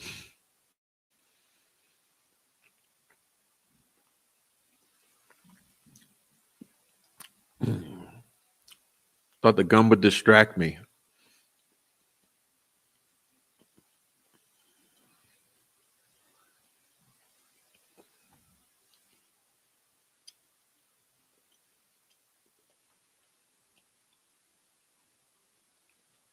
Abby went in the house, got her gray sweatshirt, and Kelsey gave Abby one of her sweatshirts. Libby got a sweatshirt from the back seat, but then the sweatshirts came out of the trunk. Blah blah blah blah blah blah blah blah blah blah blah. Sweatshirts, sweatshirts, sweatshirts, sweatshirts, sweatshirts. Big deals.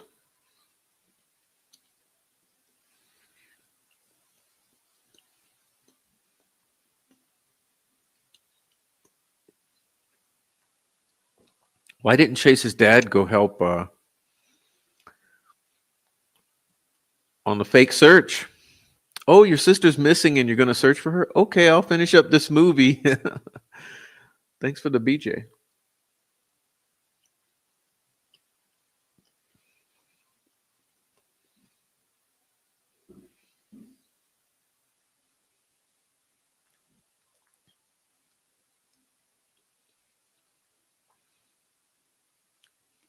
Surprised no one is asking Patty's why the wrong description of clothing was put out there when not true. For years and years and years and years and years. Wrong clothing, wrong clothing, wrong clothing, wrong clothing, wrong clothing, wrong clothing, or was it wrong? What's the story with the clothing? That should be the question now is why the conflict about clothing? See, that's something like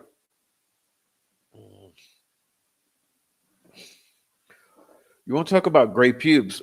That's something about gray pubes that doesn't make sense, okay? Sorry it hurts. Um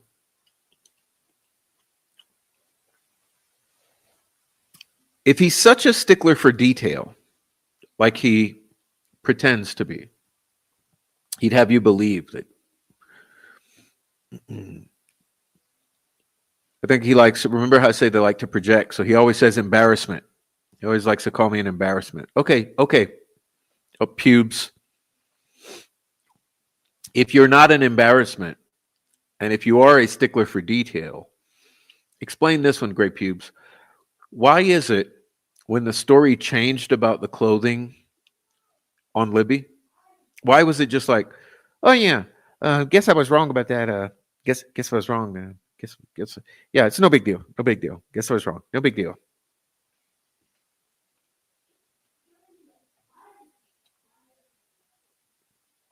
Seems like it's a major thing. Seems like it's something that would require a better explanation than, oh, I guess I was wrong. Guess they were wrong about the clothing. Oh, okay, yeah, so they were wrong. No big deal. Moving right along.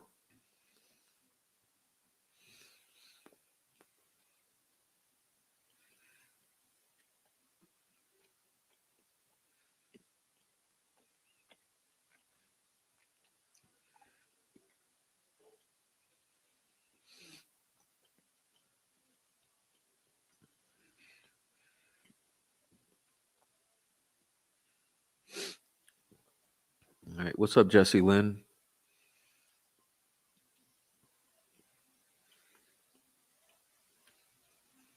Oh, hey, I caught up with the chat.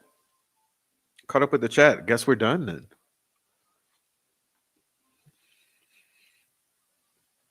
Because some female needed to change their muddy, bloody clothing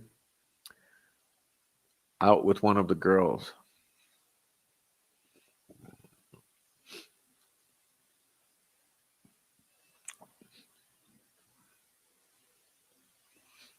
It's pretty interesting there, the way you say that, where you put it.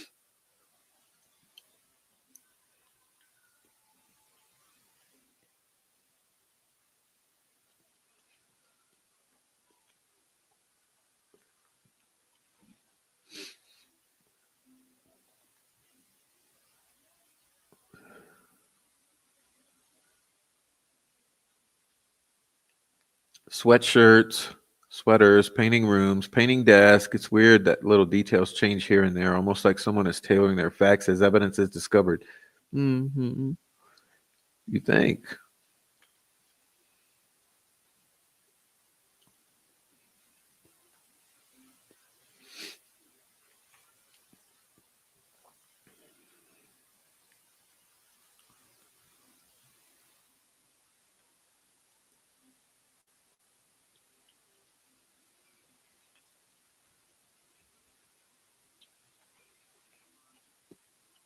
Like cleaning the truck. Like, why is it important enough to include? Maybe just in case anyone saw you fucking around in the truck with whatever.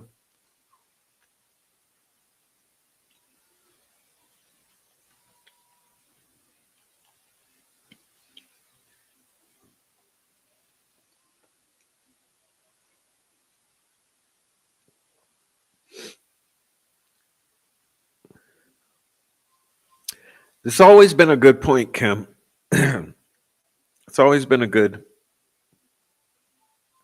It's always been a good point because yeah, they say that. They say, "Don't be hard on her. Her sister was brutally murdered. She was just a kid.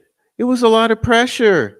Remember, she didn't talk for a year after the murders. She wouldn't even do anything. She wouldn't do anything to support the whole thing. Remember?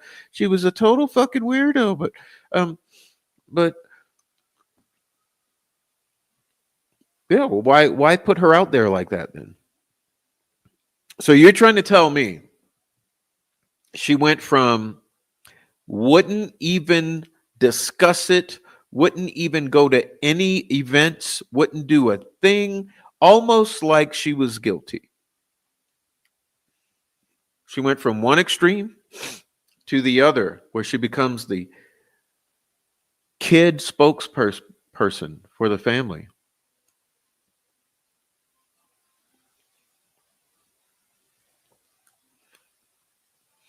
Blabbing, blabbing, blabbing, blabbing, blabbing that mouth. Blabbing, blabbing, blabbing, blabbing.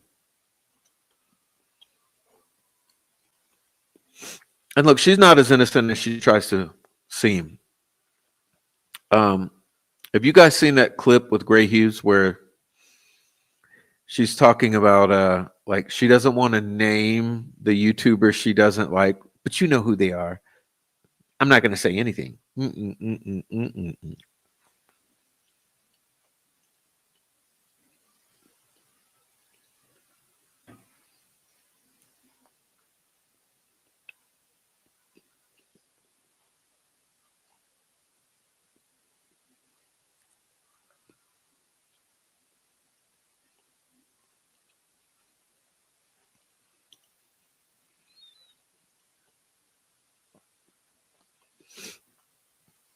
Has anyone come forward and said they searched the areas the girls were found and saw nothing the night before they were found? Well, yeah, two.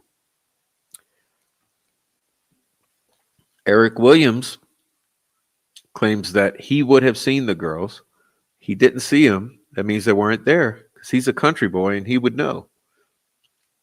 And then remember, Fire Chief Sterrett said he was shining the flashlight over there and saw other guys right where those bodies should have been. So you got to ask yourself.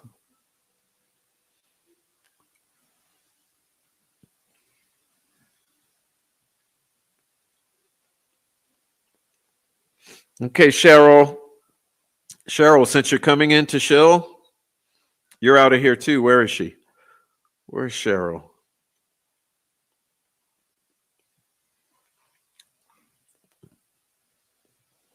Okay, Cheryl, let's talk. So, Cheryl, you've never been in the channel one time. Let me put you up there. Okay, Cheryl. So you've never been here, not even one time before, ever. And the first comment you ever make in the channel is to tell me how wrong I am. Listen what we're going to do with you, Cheryl. We're going to make sure you never, ever come back. Goodbye, Cheryl.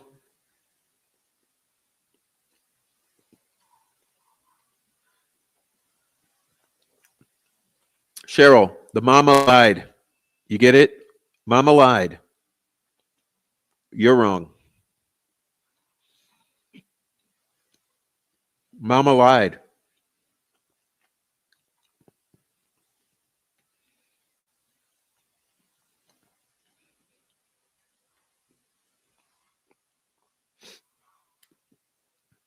Cheryl, next time, all right, listen, Cheryl, you just bust up in my house. Is that how you do? You would just bust up in anyone's house and immediately go in their face and start pointing in their face and tell them how wrong they are? Is that your MO? That's how you do your neighbors? You'd bust up in a neighbor's house first time ever? First thing you do is shout, "You're wrong, you're wrong." Don't bust up in my house like that, Cheryl.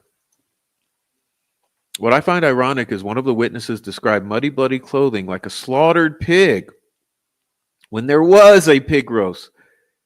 Is this when it happened? Yeah, yeah.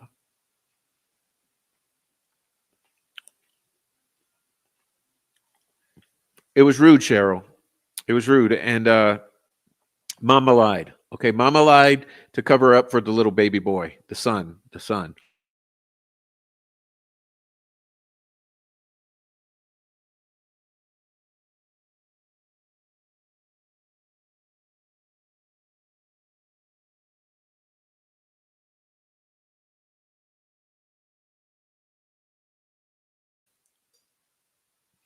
See, one thing I don't like, Cheryl, is parents who lie about the murders of their children. I really don't like that. I really don't like families who lie about the murders of their loved ones. Like all the cases I referenced. Okay. Also, good old Susan Smith. I'm sure you are. Cheryl, is it your opinion that Susan Smith had nothing to do with the murders of her children? Is that also your opinion? Because parents never lie about the murders of their children, right? That never happens. There's never been a family who's ever lied about something happening to their loved ones. Okay. That's what you want me to believe, Cheryl? So, Susan Smith, she was telling the truth. Okay. She was telling the truth. So she did not kill her kids. Okay.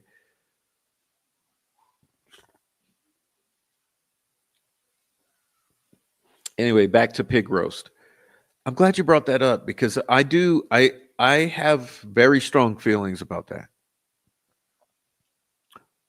I'm really concerned about what was going on 12 hours prior. You know, when we talk about how this timeline is so shifty, shaky, I often wonder about the 12 hours or 24 hours prior. Big time. Big time, big time, big time.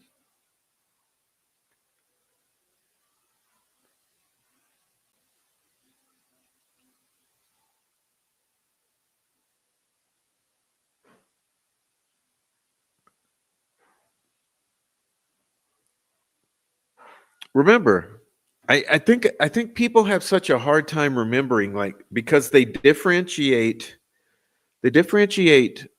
the pig roast story from the Megan Allen Kokomo crew story. Have you guys figured that out in your brains yet? In your heads? Have you figured it out in your head yet? Okay. Let's start. The pig roast, pew, pew, pew, allegedly, was 12 to 24 hours prior, right? Well, let me ask you this. When was Megan Allen and those boys from the Kokomo crew over there at the bridge?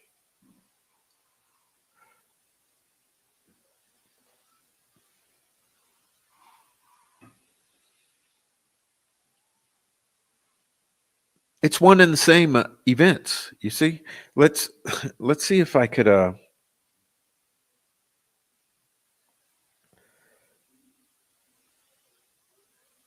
because some of you guys are seem like you don't know.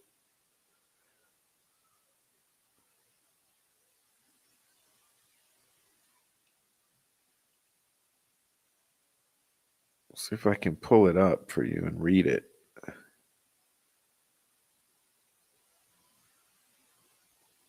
Willikers. Okay.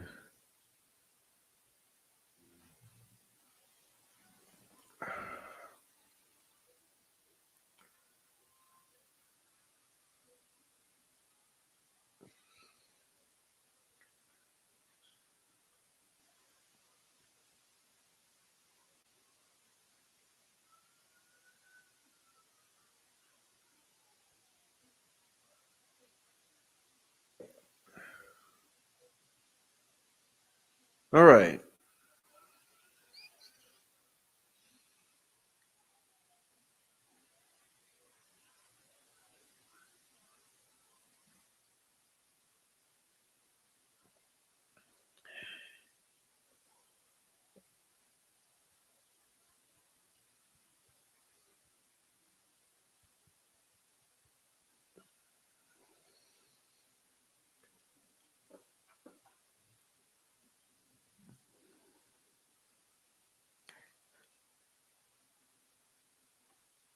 Tina said her daughter, Megan Allen,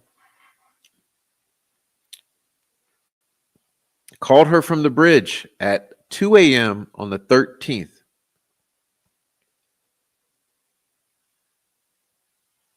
And that she didn't come home to the 15th. She was essayed and beaten by a group of men rumored to be for the sons of Odin.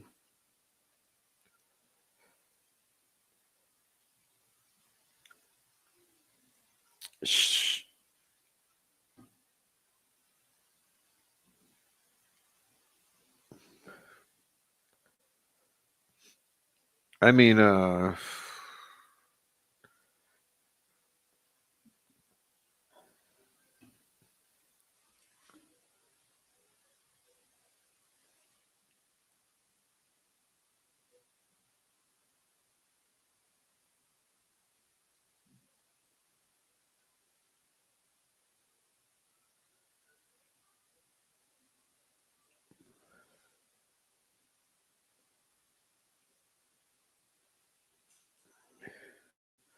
let me do you guys a favor. All right.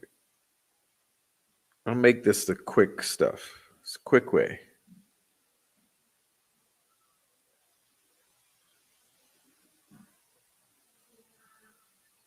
See if this works.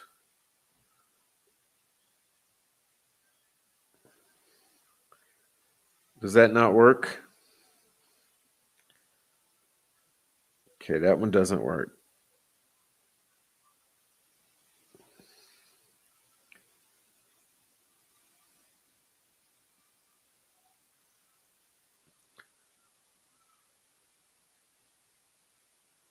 I'm just not feeling good, man. Sorry.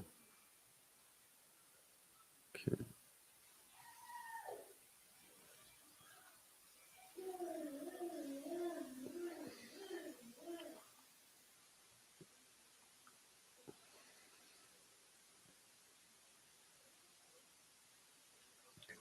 All right.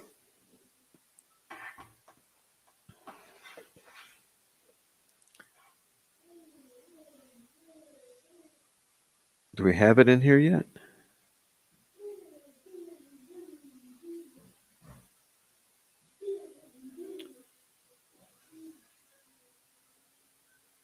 Oops.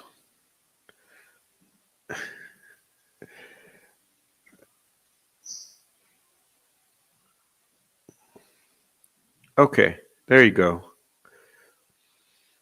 Now,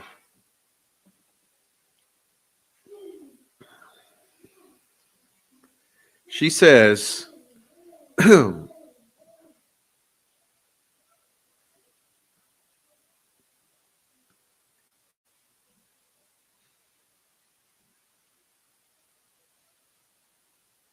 man, come on. Can't even win for losing here.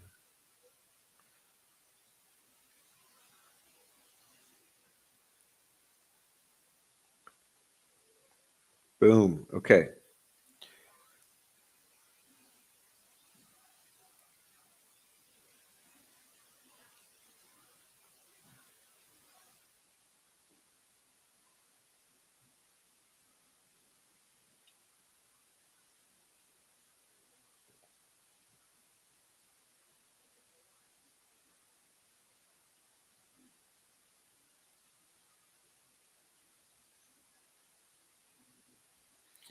You see that list?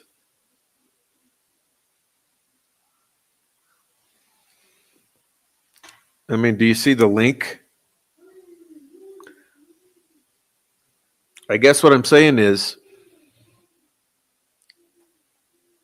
she's one of several people who claims they were cooking meth out there in the woods on the 13th.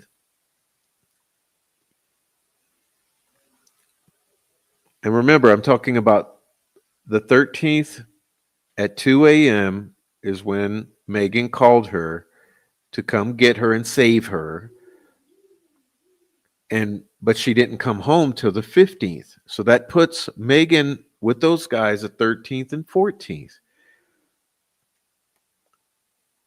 When does Abby and Libby end up in those woods? The 13th and 14th.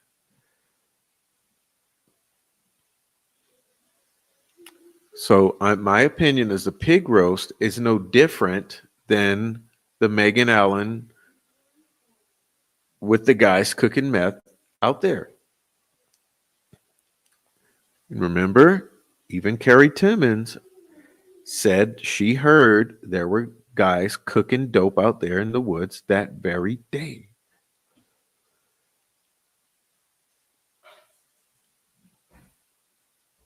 It's a new day. Thank you. Thank you.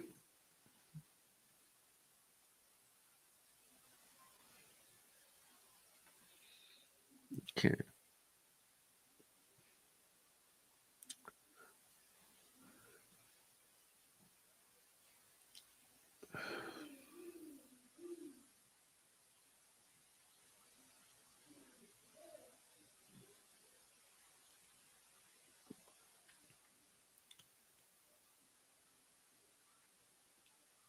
All right.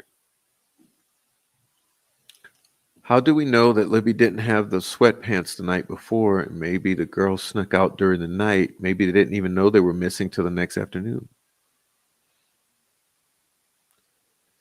That's my question. My question's always been, were those girls at the pig roast? Or you could put it another way. Were those girls out there with Megan Allen and all those boys? Or you could put it another way. Were those girls out there with all the meth heads cooking dope in the woods? Was there a huge party, and did Abby and Libby go to that party?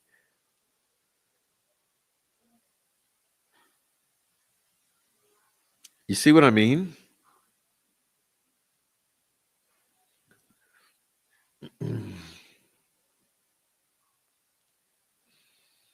You see what I'm getting at? If there was a bunch of ne'er do wells cooking meth out in the woods and smoking it all up, did Abby and Libby go into that?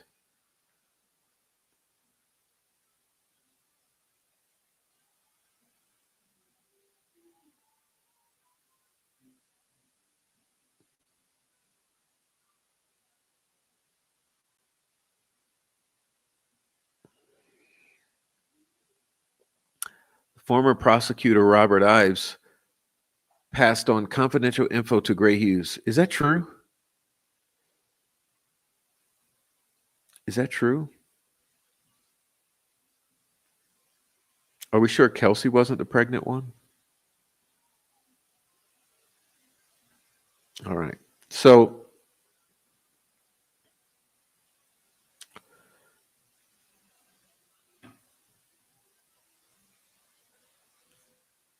yeah, this pig roast. Okay, pig roast. Ron Logan's party, meth.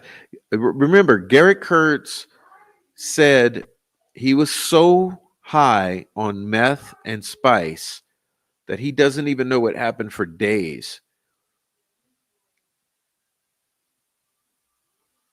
Was that the pig roast? Did Abby and Libby end up at the pig roast? Was it Michaela who brought him there? Is something going on with this pig roast?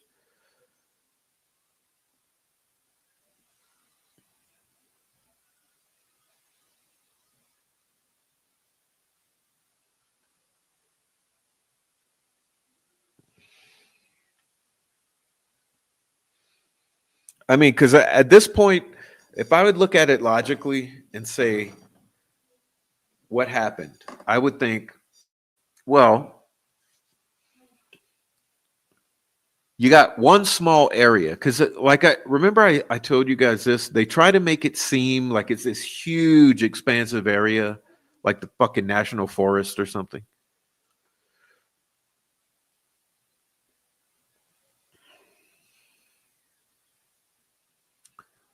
It's not. Okay, it's a couple yards. It's a couple yards. So what I'm saying is you got a couple yards, right? You got a couple yards. Weber's, Ron Logan's, basically. You got Mears down a little. So you got a couple yards. If you had a bunch of dudes cooking some meth out there and then consuming it, having a party, including Garrett Kurtz and a bunch of others,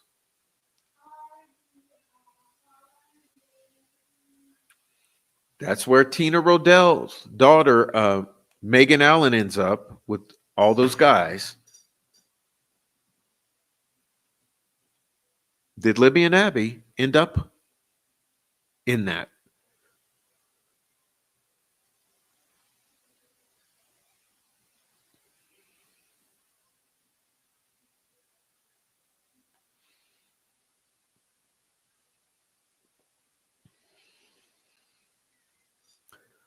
You know?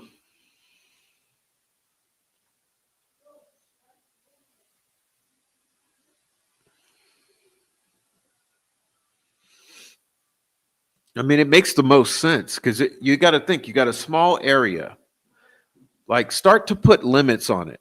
Okay, you got a small physical area, which is Ron Logan's, Brad Weber's, the Mears. You got this small area, basically Weber's Mears. I mean, Weber's Logan's. Weber's Logan's. You got a small area, Mears, Weber's. You got the small area around the bridge. You have a small area of time or frame of time, the 13th.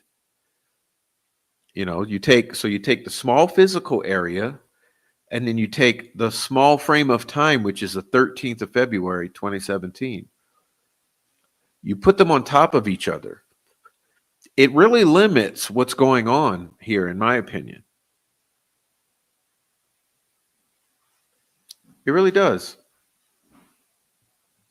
It limits what's going on. You got a small area. You got in that small area during a small frame of time, a limited frame of time, you have all these people cooking meth out there and smoking it.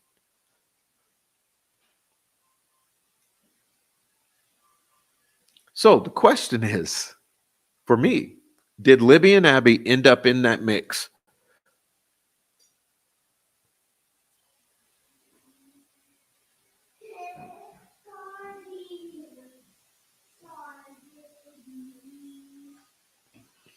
I mean, just think about it if that had happened. Okay, let's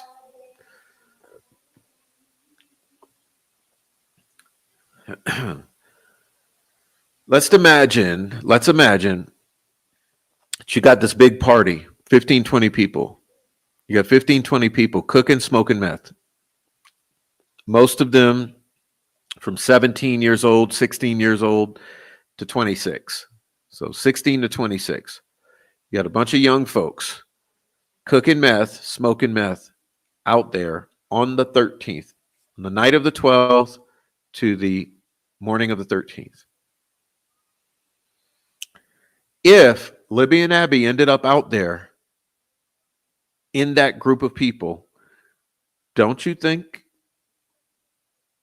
some bad things could have happened?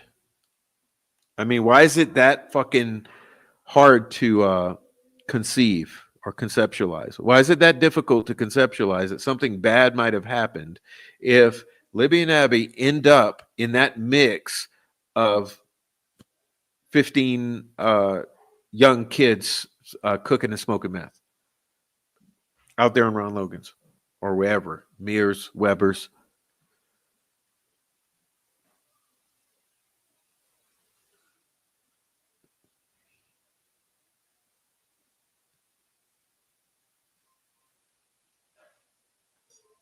I mean, I don't see anyone in the comments blowing their. No one's minds are being blown, but it blows my minds.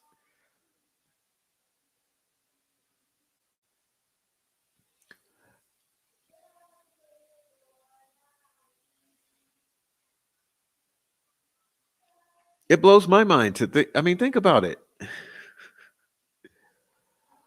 Think about it. You got a bunch of dudes, Garrett Kurtz and all his buddies, cooking up a big old fucking batch of meth in some buckets, smoking it up, partying. If Libby and Abby get brought into that, don't you see how things could go bad?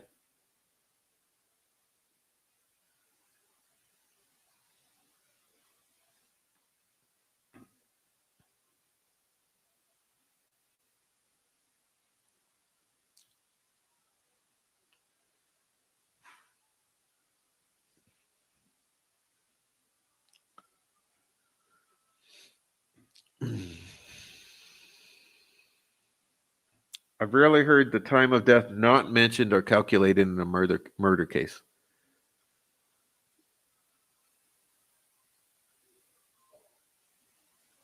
All right.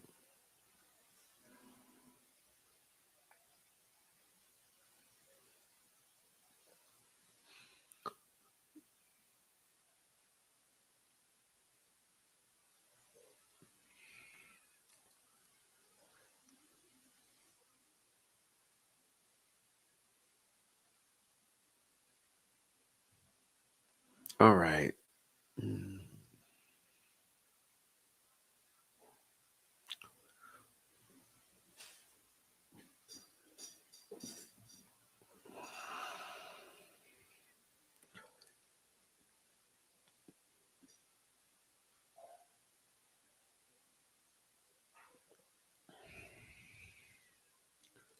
Becky couldn't remember in the beginning where Libby was Friday night of that weekend on Web Sleuths.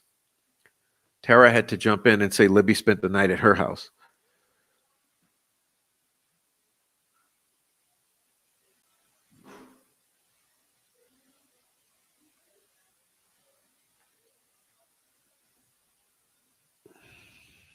No, but Pam, maybe that's why Ron went to the dump.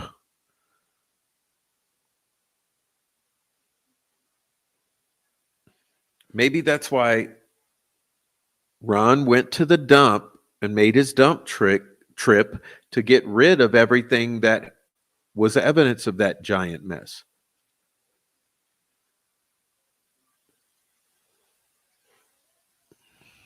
If they snuck out the house during the night and something happened then, but the family didn't realize they were gone till afternoon, they could get charged with neglect. That would make sense why they were all acting weird and changing stories.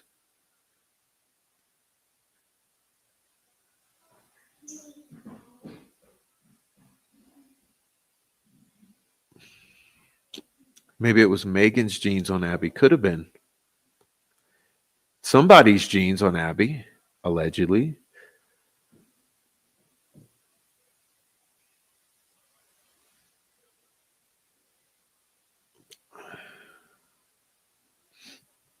So when they were doing the search, they knew the girls would be there at some stage, but didn't know when. So busybodies in the know went out looking early. Yeah, possibly.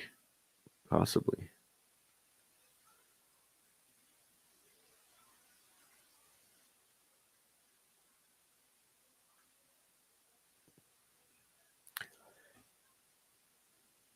Truth is that we only know what's been presented to us about these girls. Prior to them going missing, we have zero knowledge of who they actually were or what they were doing.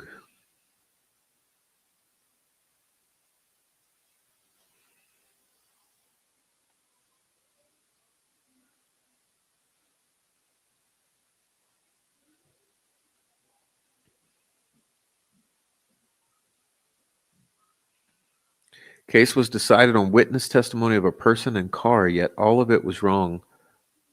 On description of Alan Young, youthful, muscular, and then young, youthful, muscular, and then on the wrong car, a 65 Comet. What a joke. It's worse than that, actually. It's like, see, Steve, what you said, it sounds kind of okay, bad, but it's worse. It's actually worse, in my opinion. Okay.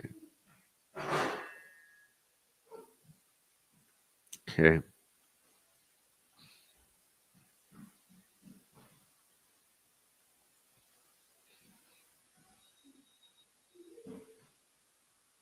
I think the girls being out there on the 12th is more plausible than the BG narrative. Yeah, me too. Me too. All right. Where were they during the surge? That's the constant question that keeps arising. Remember, I wish I felt better, but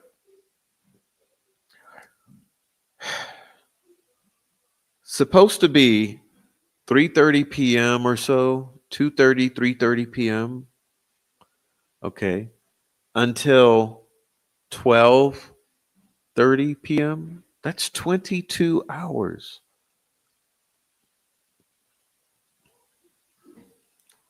Come on, man. Come on, man. You guys get with the program here. Get with the program. 22 hours? You want people to believe those girls were laying there dead?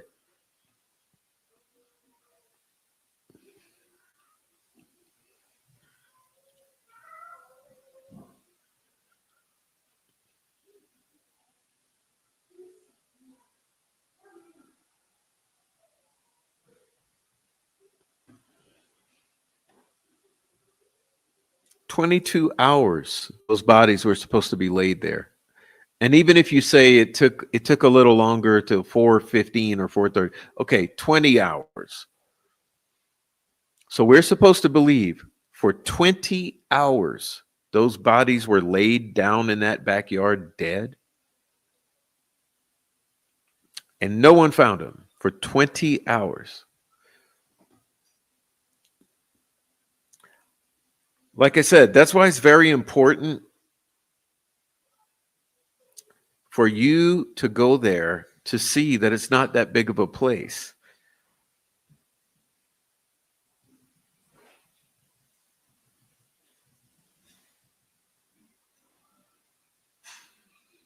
Because you got to understand, it's not that big of a place. If they were there for 20 hours, someone would have found them. That's the bottom line. That's the thing that no one can get away from. And I don't see how in the world have they convicted this guy when it's so obvious. It's so obvious. All you have to do is go out there and see how small of an area this is. And this is something the troll farm can never fucking get around. Okay. You can never get around this. How were they not found for 20 plus hours in such a small area? You got to be kidding me. You had volunteer firemen, police, family members, this one, that one, the other. You had people out there searching almost immediately. And for 20 plus hours, you didn't find those two bodies laid there? Like, there's absolutely no way. There's absolutely no way. Half of that is daylight. Half of that is nearly half of that is broad daylight.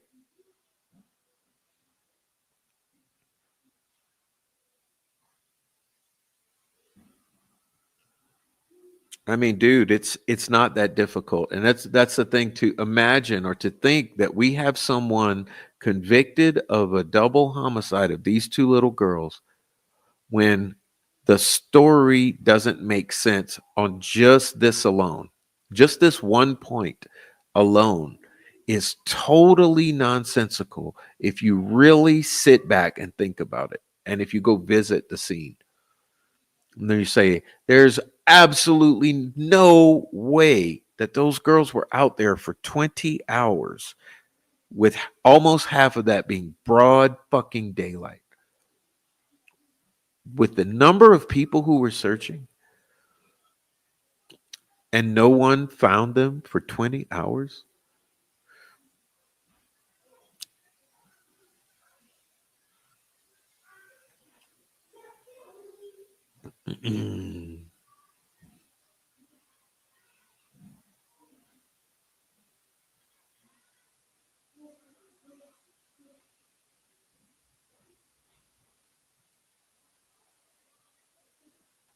something's wrong. I mean, that's the thing. Something's wrong, and that's why the jury should have gone out, because even if the jury would go out and get a feel for how small that area is, and just start to reason and think, how are you not going to find these girls for 20 hours? And how many, I would want to know how many people were searching. Did you guys see the sign up sheets for the searchers? You realize there were a lot of people searching. It just wasn't 5 people. It's like 2 legal pads full of names, at least, maybe 3 pages.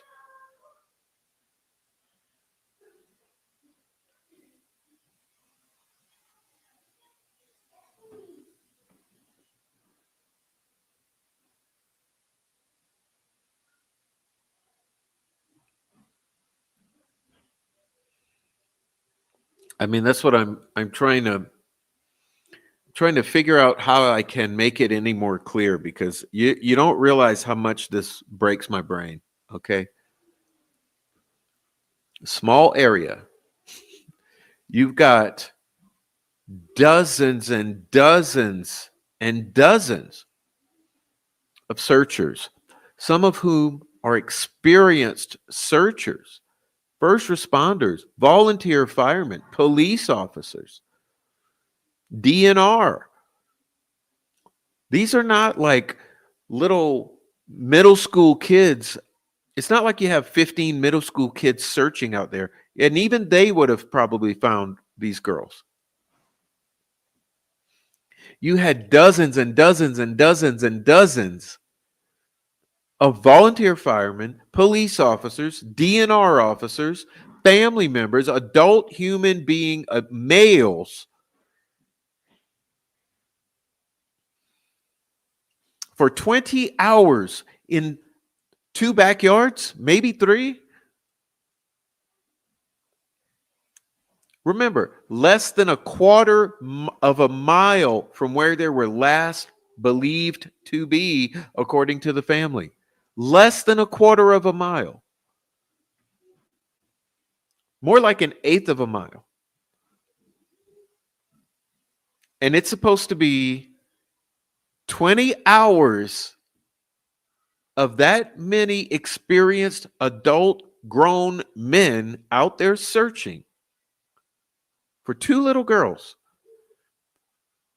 in a small area, just an eighth, no more than a quarter of a mile.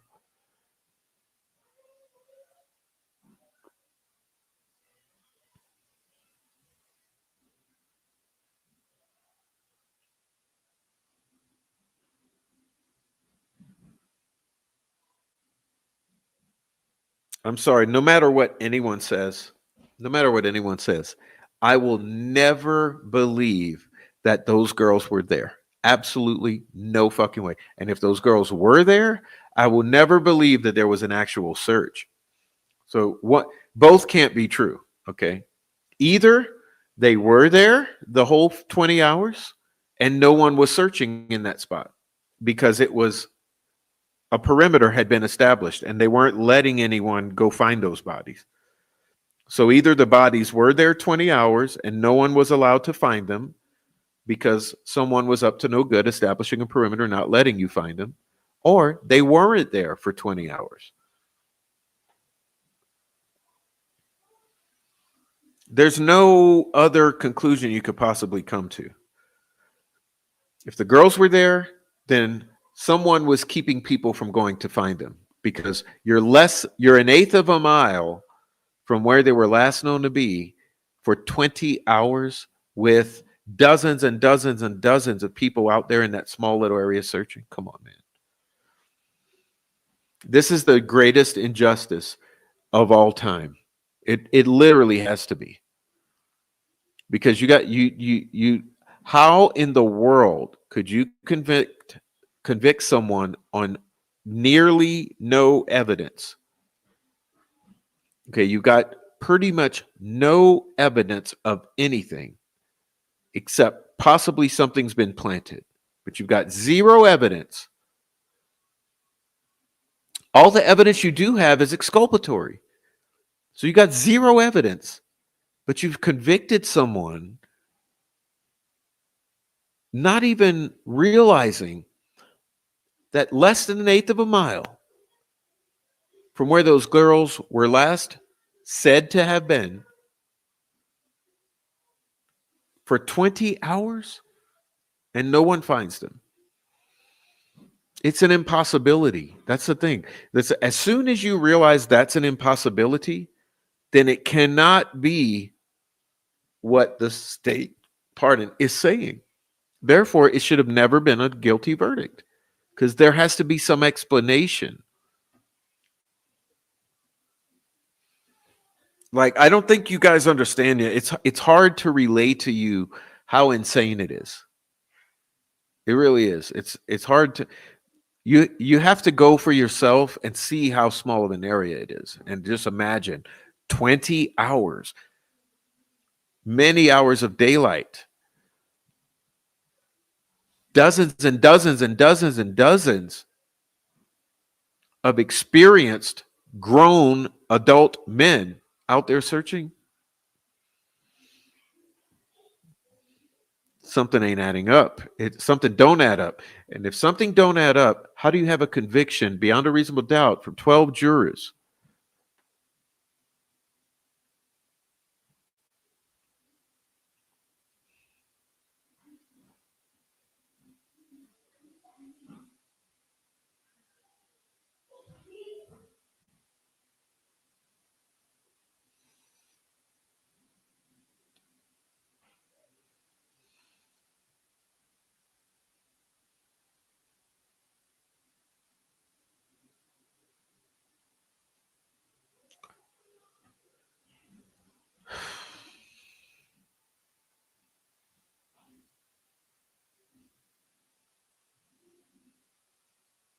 It's just something. I mean, some things just don't. They just don't logic.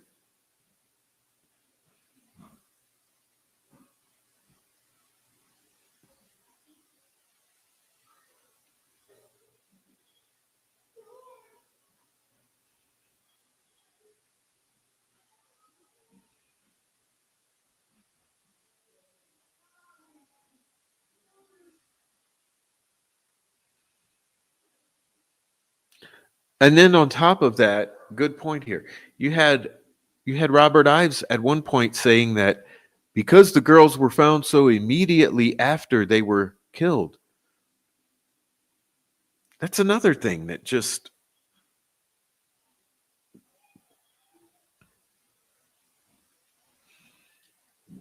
20 hours is immediate. It's another thing that you have to make sense. How do you make that part make sense? Because the girls were found so immediately after they were killed. 20 hours? How is that immediately?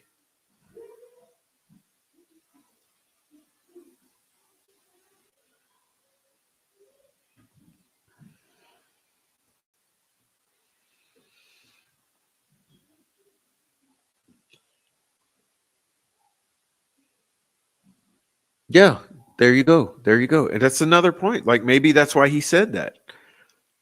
Maybe that's why he said immediately.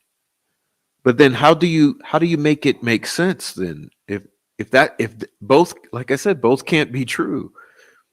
How can it be true that this is true, but they were there for more than 20 hours?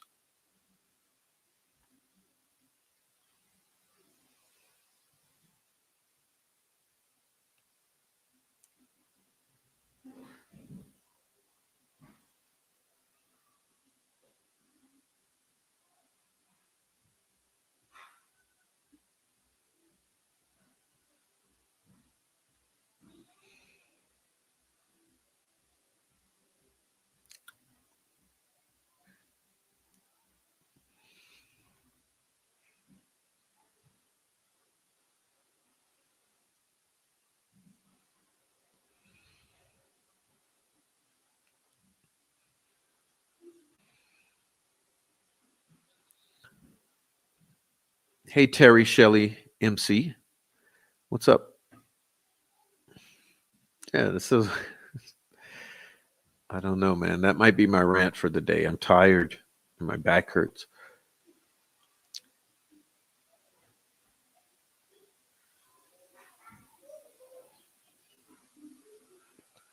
All right. I mean, something just don't add up. Okay, something don't add up. That's the bottom line with this whole thing. No, yeah. Sound travels in hilly areas with leaves and along a creek that has water. Like you got to understand, it's very loud out there. Do you know Gray Hughes' excuse? The wind was blowing. Gray, Gray, Gray Hughes said the wind was blowing. Yo. I mean, come on, dude. But you're not an embarrassment, but the wind was blowing.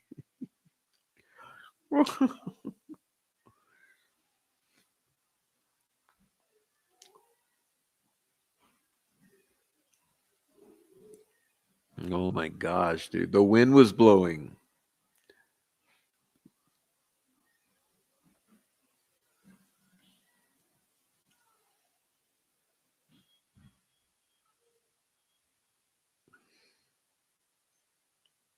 Okay. All right, we're going to hurry. We're going to hurry here. We're going to hurry. If they did go there in the middle of the night, they could have been taken somewhere and brought back. Maybe Abby was killed a lot earlier than Libby. The uncongealed blood is an issue. I know there are other ways to get to the crime scene other than the bridge. Absolutely, but I've always found it suspicious that they restructured the bridge, blocking off the south end before the trial. Yeah, isn't that just like they flattened the Flora House and the CPS building, right? Should have never been done.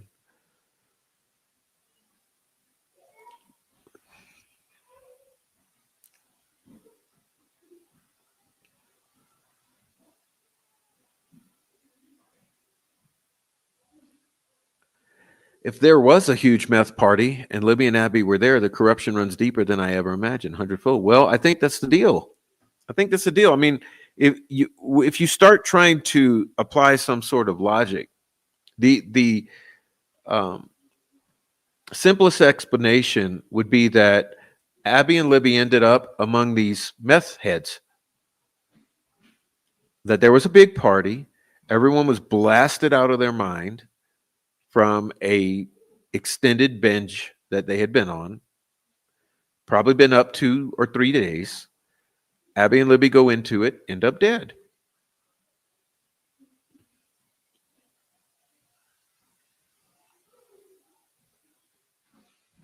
The search for not finding them was always a problem for me.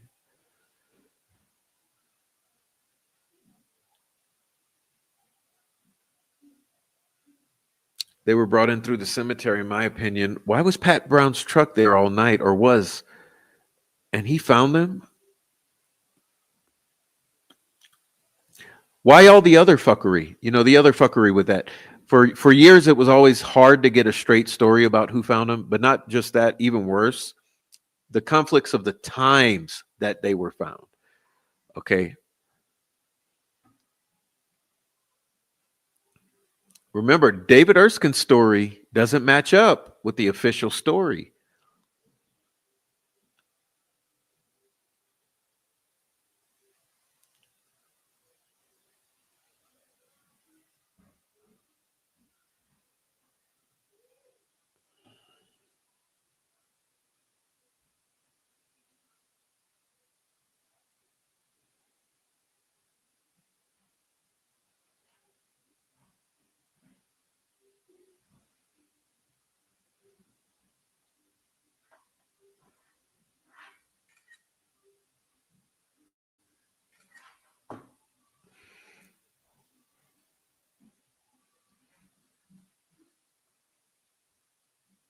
All right.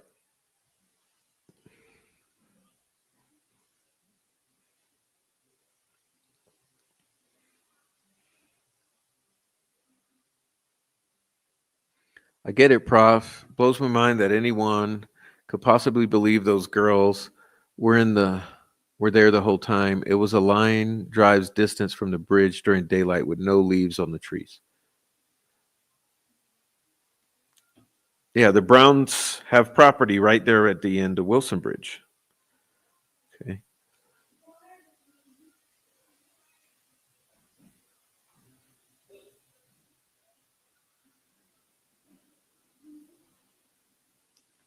All right.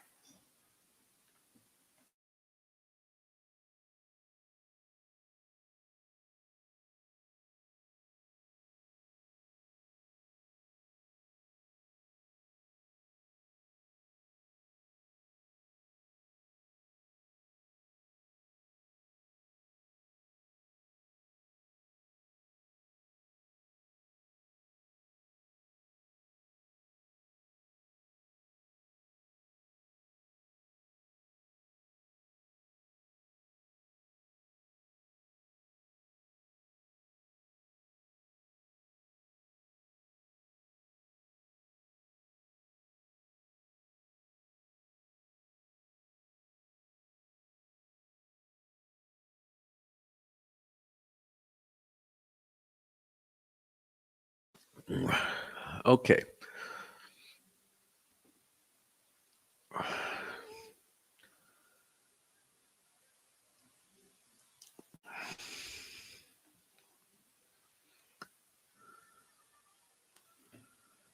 Put phone in shoe where they later place bodies.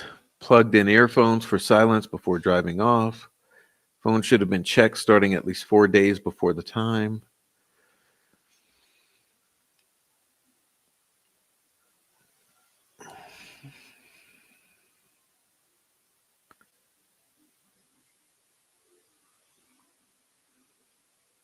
All right.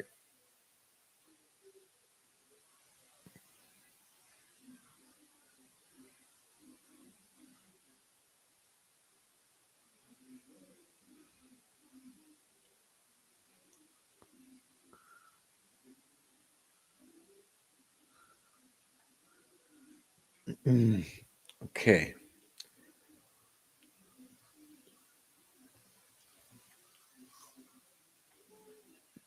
The phone probably was in the shoe. That makes sense.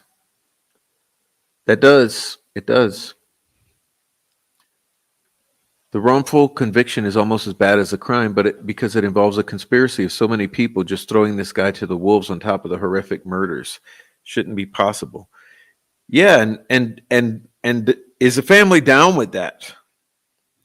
Is the family down with that shit? The family's like, yeah, just go ahead and Mhm.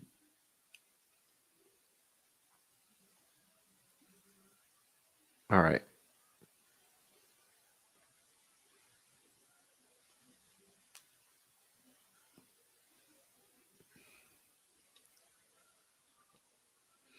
Even worse, the girls supposedly sent a Snapchat of the bridge where they were, and find my phone activated on a midday search for the girls.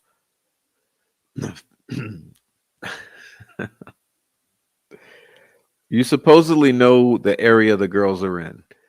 Find my iPhone is activated. You got dozens and dozens of people searching that very area. Come on, man. Something ain't right. But in the midst of this, we got all these cyber stalkers. Okay, the ones coming in here right now threatening me. You got all these cyber stalkers on the internet. All of them. So many of them. 25, 35, 40. Seems normal to you? Smell right?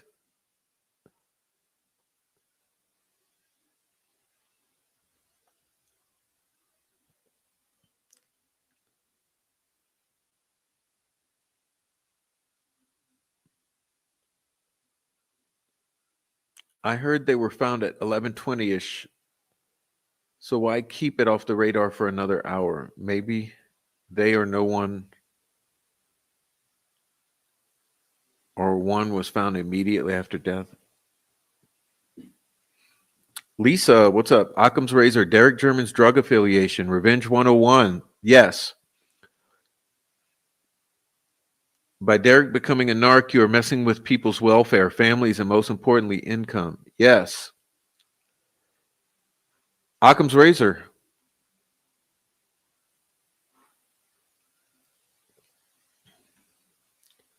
Sarah could have seen just an everyday worker from the farms or one of the Mears. Yeah, she could have seen Benjamin. I don't know who she saw. I don't believe her story at all because she sounds like she's FOS and SOL. Jessica from Florida here. I believe RA most definitely didn't receive a fair trial whatsoever. Tons of fuckery that went on in the case and cover ups. Okay. When I was out there, I could hear squirrels and birds from across the creek while standing on the bridge.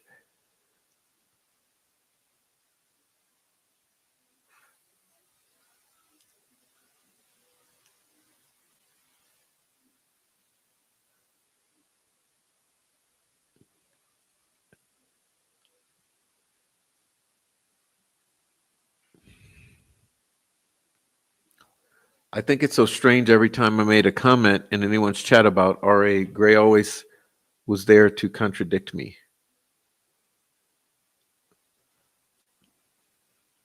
All right.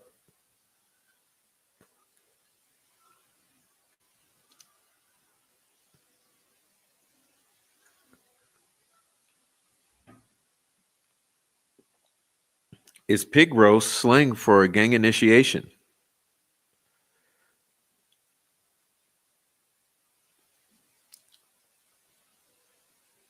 I love the way Gray always sets up the timeline. These are the three girls that Richard Allen saw in the beginning of the trail. Well, there were four girls, dumbass.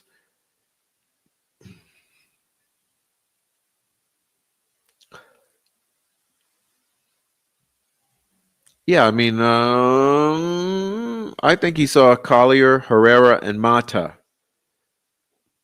Those are the three girls.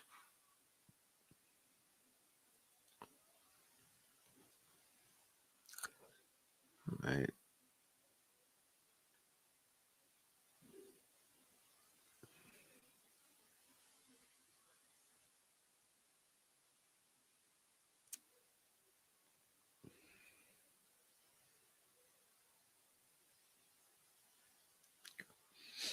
All right.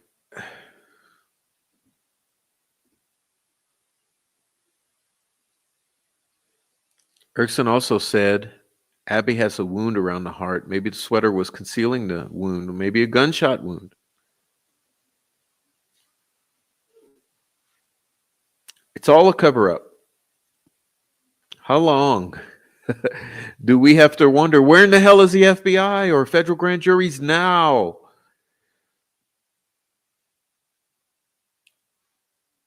The entire timeline isn't accurate at all. Yep.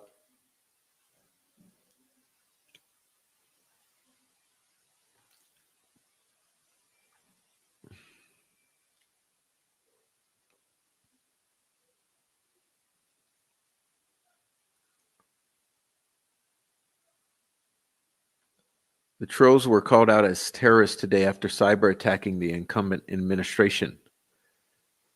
What do you mean it's a new day? Clarify that. What are you talking about? What are you talking about? All right, look, thanks to everyone. Let me say this. If you're on the replay, please leave a comment down below.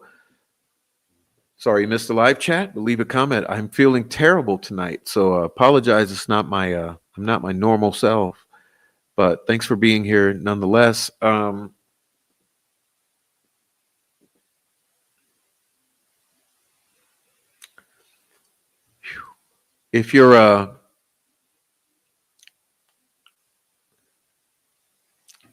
If you're watching, also please hit the like. Okay, the likes help out the channel.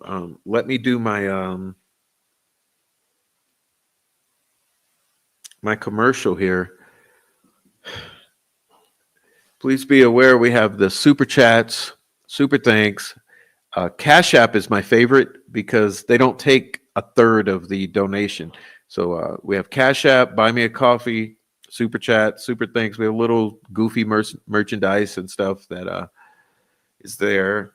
And anyway, please support the channel if you feel inclined. Even on the replay, you can do that. So appreciate that. Appreciate you hitting the like and leaving comments. Really appreciate all of that. Tomorrow is Thanksgiving. We may or may not do a show tomorrow, but definitely Friday we are. So if I don't see you tomorrow, I will see you Friday. I'm going to try to be feeling better. I think I pulled something in my neck, upper back, lower neck, somewhere in there. I got something I need to straighten out. So until then, I'd like to thank everyone for being here.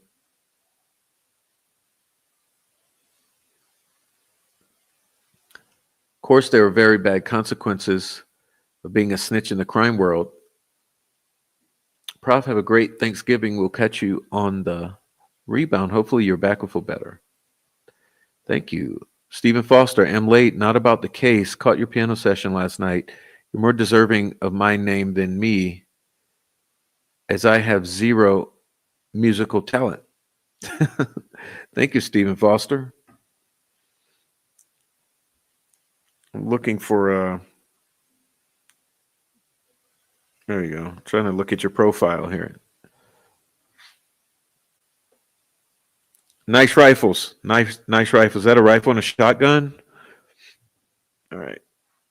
But thank you for a nice compliment. Okay, thank you, Jessica. I'm going to feel better as soon as I go lay down, I'm sure. Thank you, Jessica. Happy Thanksgiving, says Spike Dog. I hope everyone not feeling well feels better soon. Sent you a few little coffees a while ago. Thank you, Harley Ryder.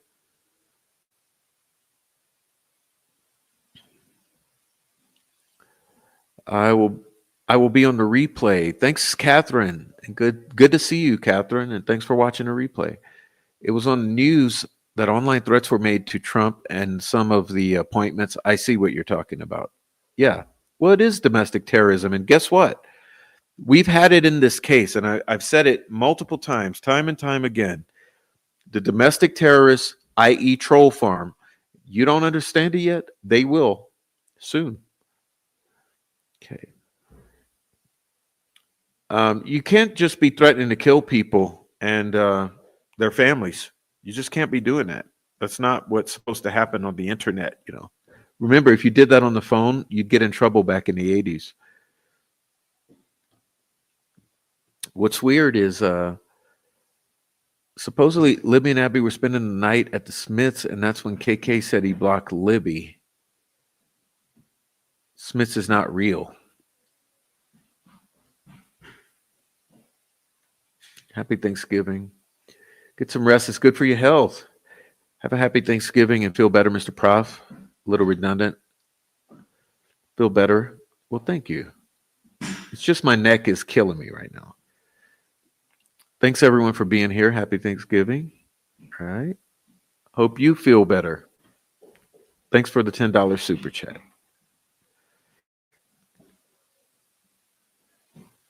Thank you. Thank you. It's a new day. Kyle Smith is the kid who said he had the screenshot of Abby on the bridge. Erica Gibson. By the way, with that screenshot, right? Remember the state's own expert saying, no, that timestamp was added after. Timestamp, the Snapchat timestamp is not original to the image. So we know the image didn't come off the victim's phone. Even the officer had to get it off of the internet. And then on top of that, he says, not only did I get it off the internet, but the Snapchat timestamp was added to it after the fact. It's not legit. So the Snapchat timestamp is not legit on it. It's been altered, photoshopped. The image itself appears to be photoshopped, and it's not from the victim's phone. So what is that? Is that was what was supposed to serve as last proof of life, or proof that the girls were on the bridge, Abby and Libby? That's supposed to be Abby's proof of life on the bridge. And now we know it's not on the victim's phone. It's not a legitimate image as far as the Snapchat timestamp, and according to several experts that we've independently uh, sought an opinion from, it's a photoshopped image. So a huge question is, Erica Gibson, did you really screenshot that image off of Snapchat? Kyle Smith, where did you get that image of Abby on the bridge? This is perhaps the biggest red flag in the entire case, is that Abby on the bridge image. Because we've got several experts, and I mean big time experts, military experts, telling us that that's a photoshopped image of Abby on the bridge. We've got the state's own expert telling us that that Snapchat timestamp is added after the fact to the image. And we have him saying it's not from the victim's phone. He had to get it off the internet. So, what is the actual deal with the Abby on the Bridge Snapchat? The biggest red flag in the Delphi murders case. And is that what was supposed to serve as proof that she was alive and okay and on that bridge at that date and time?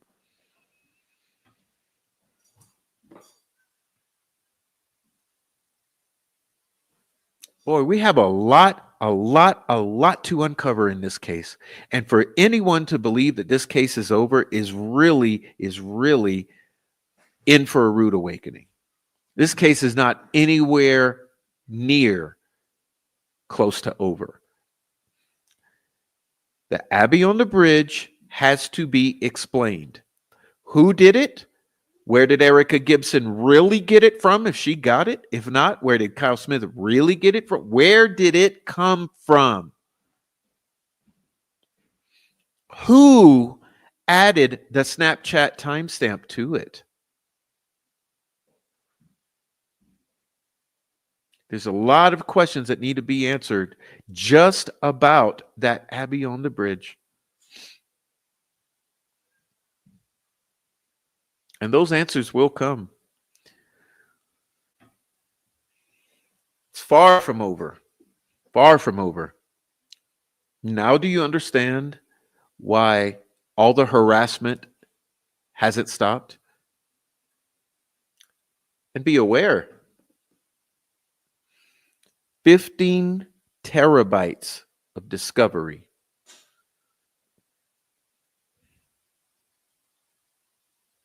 Or is it gigabytes? Maybe someone will correct me. I'm not recalling.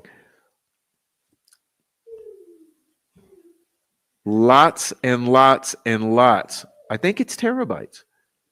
I think it's 15 terabytes of discovery. Lots and lots of hard drives of discovery. And guess what? That gag order will be lifted by Christmas.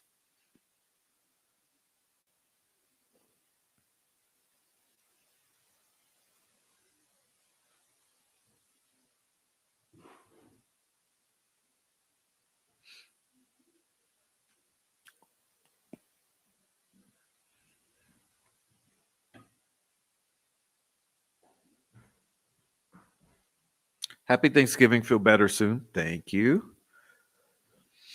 December 3rd, watch the skies. Mark my words. Is that what you mean? Happy Thanksgiving, says Shelly. Gratitude is the best attitude. Yeah, I'm gratituding my way through this neck pain. All right. It is domestic terrorism, especially after the attempt on Trump's life. People need to stop the insanity. Well, people need to stop threatening to kill YouTubers. Like I said, Robert Fortson ended up dead around these people's bullshit, around these fucking leaks, these people's bullshit, fucking around in a Delphi murders case, got somebody killed. They've never apologized. They've never come clean and told the absolute, actual truth about what happened with these leaks. And nope, it's all been BS. It's all been lies. It's all been passing the buck. It's all been hiding behind fake accounts. It's all been nothing but fucking bullshit.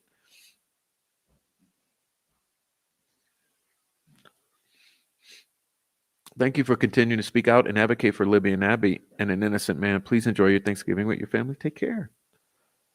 Good night, Mary Martin. All right. Good night, Rafi. I don't know. He probably left, but Rafi was here earlier. Good night, Rafi. And I have Apophis was here earlier. Good night, I have Apophis and Rafi. Two of my heroes. All right. Good guys. Everyone else who was here earlier. Gobble, gobble, wobble. Terry, thank you. I'm told that I'm a pain in the neck. All right. You guys are awesome. Happy Thanksgiving, says Coach Cruz. Oh, everyone go subscribe to Coach Cruz. Coach Cruz is Noe's backup channel. So I don't know if Amy can post. Can you post the link, Amy, for Coach Cruz? That's Noe's backup channel. All right. What's up, Amy? What's up, Anita? All right. Hi, everyone in chat. Sending you all blessings for a wonderful Thanksgiving. Hopefully you have Friday off. Hi, Prof. I don't know if you remember that Summer Wells' parents were on the Dr. Phil. Yes, I do. Dr. Phil asked Candace Wells if she knew who was involved with her disappearance. Did you have a part 2 to that?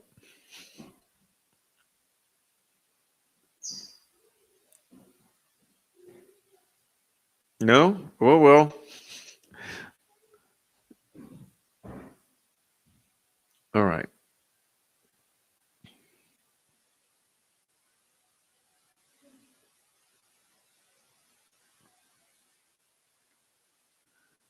That's what only the killer would know. Abby was already dead. Couldn't be on the bridge. Well, it's starting to smell like that, isn't it? It's starting to smell like that. If Abby was already dead, I've speculated that before. You know how she appears to be washed and she's in some other clothes? I thought about this. What if she's washed? She's washed. She's dressed in clothing so that she can be driven over to the cemetery. Okay, so imagine little Abby, right? She's dead. So they wash her and they tie her hair up and they put some clothes on her and they drive her over and go lay her body there. So that's the reason she's A, clean, washed, B, wearing clothing, and C, only had a little blood that leaked out when she was cut, and she's cut surgically like this. Maybe she's already dead.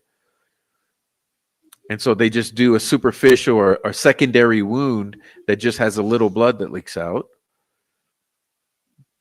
That's why they go through the trouble of fabricating the Abby on the Bridge photo to try to make it appear as she was alive and well on the bridge on the 13th.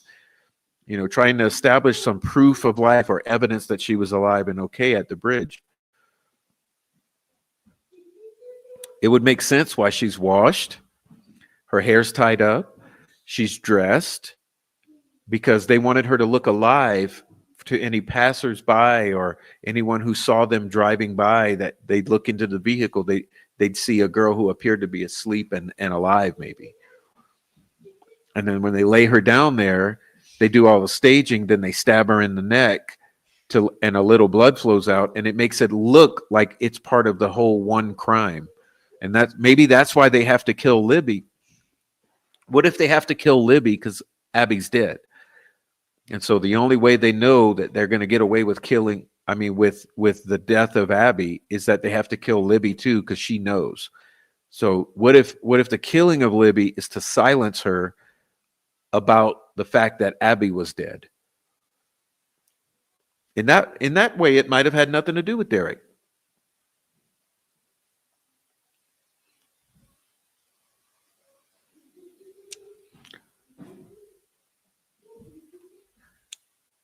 Is the empty bridge faked?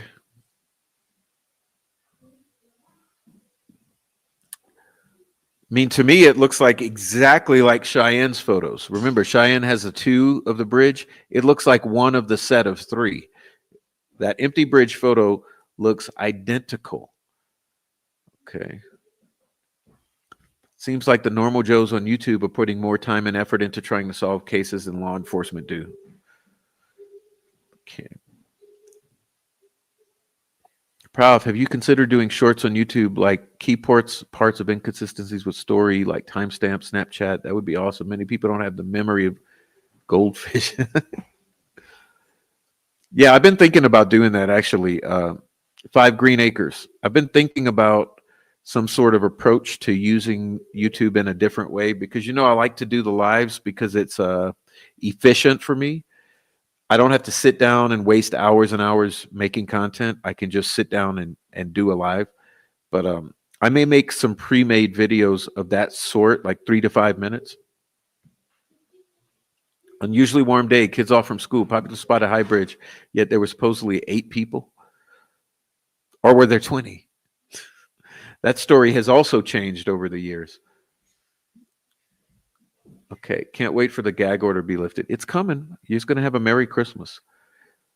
Okay, definitely meant, it was definitely make my words. Okay.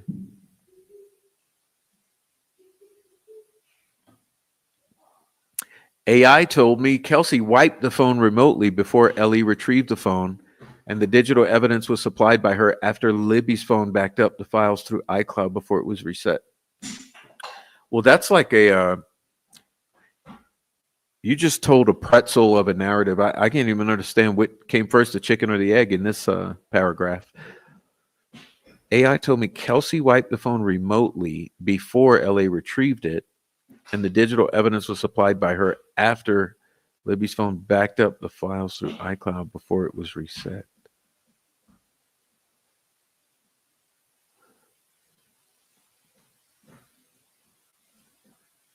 All right.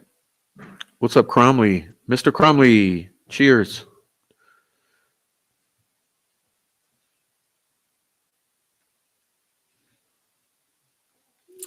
Happy Thanksgiving, says Mother McReady. If Abby was added to the bridge, does that mean BJ way back there could have been taken at whatever day and time? Yes.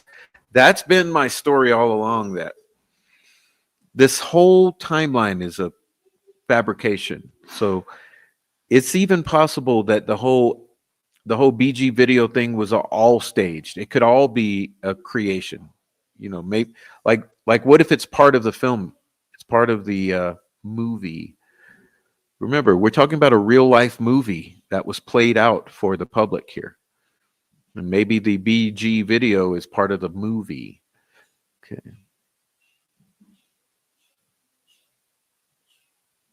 Okay. All right, you guys. So that's it. Thanks everyone for being here. It made her appear pregnant to me. Is that when Candace got upset and left the Dr. Phil show, walked out?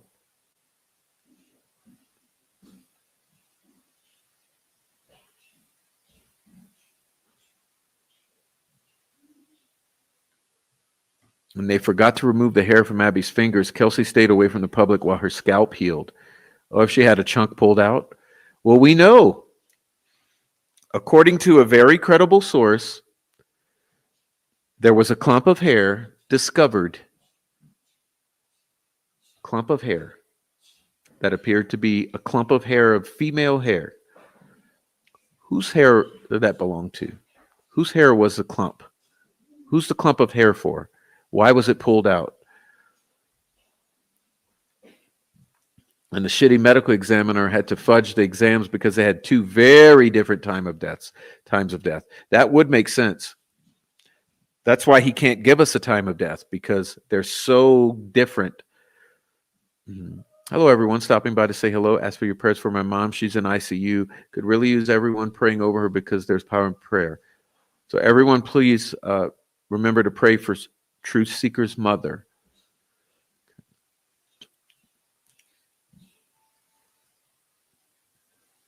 Okay. 4 girls: Betsy, Libby, Abby, and Richard Allen. Only people supposedly on the 501 trail, High Bridge, midday, around blah, blah, blah, blah, blah. No. See, that's why nothing makes sense. What about Collier, Herrera, and Mata. They were there at first. They were supposed to have been there till after 4, according to Becky. Okay. Then later they changed that story till before 3:30. But still, no matter, around 2 p.m., those 3 are there.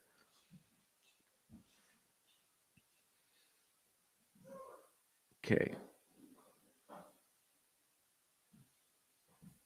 What about the entire drywall and reprint of Libby, a repaint of Libby's room, much like the guy on Dateline that throws away carpet or cleans after a murder? That, I mean, what kind of let's back it up again. What kind of investigation was done here in Delphi? What kind of investigation? Was an investigation at all even done? Was it all a cover up? Like, because here's a possibility. Okay. I mean, since they're going to lump us into some kind of category like conspiracy theorists anyway, let's ask this question. Was the entire thing a cover up? Was there no investigation at all?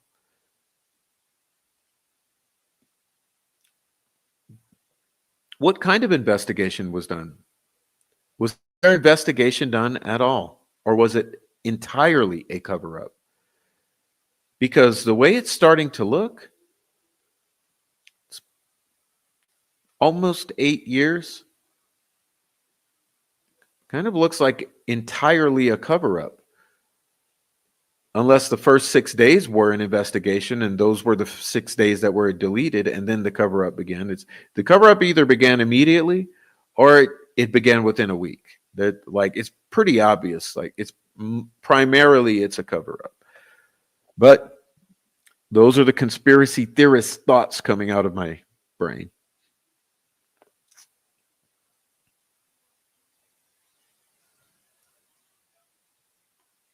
All right.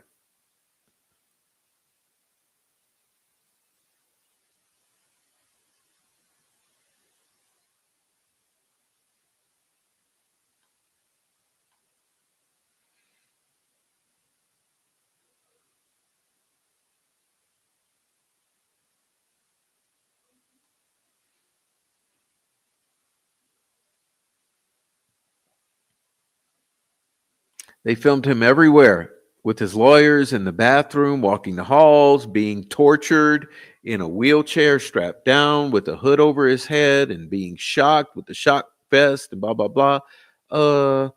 Where are the tapes of the confessions? Good point. Zero investigation. The start is always family, phones, and homes. Yeah. So you didn't take the family's phones. You didn't search the family's home. What about the vehicles of the family? What about the whole story, the timeline, the alibis, blah, blah, blah, blah, blah, blah, blah. Search was called off. Okay.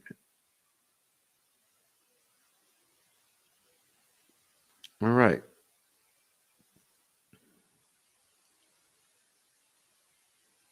Cover up like a wool blanket. All right. Scripted investigation, pretty much scripted everything. That's what I'm saying. It's like a movie. It's a movie. It's a movie. It's a Delphi Murders movie. Prof, go back to the beginning. We need jurors to start talking. I'm shocked they are silent, to be honest. I would be raging looking at the truth.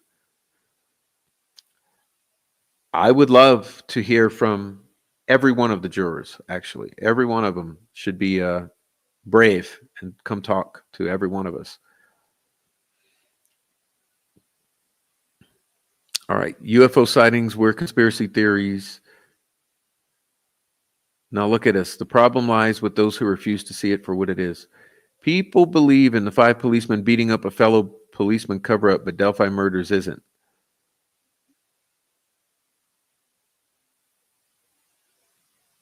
Wonder if Abby and Libby left the area willingly with someone they knew and then were brought back and posed after dead. Were they ever there in the first place? That's the thing that's so confusing. And it's so, it it gets less and less likely the longer you look at this, is that it's more and more or less and less likely that they were ever there, or it becomes more and more of a likelihood that they were not there.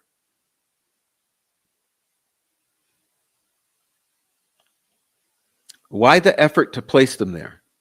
Why the effort to place them there? If they were there, why would you go through all the photoshoppery and fakery to place them there?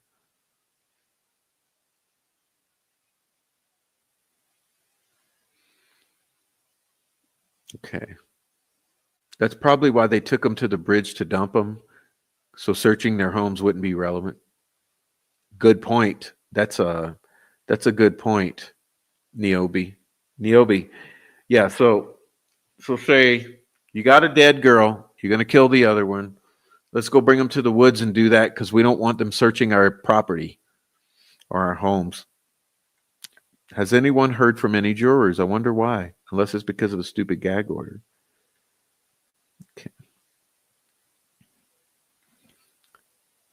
All right. Noe, I just subscribed. I thought I was already, but congrats. All right. Good job, Noe. Proof of life was never offered up. When has anyone outside the family said they saw those poor girls? Yeah, that's what I'm saying. At school?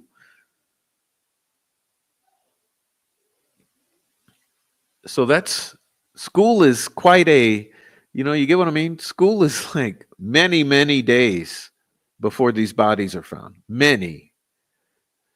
What's really going on? Such a thrilling case.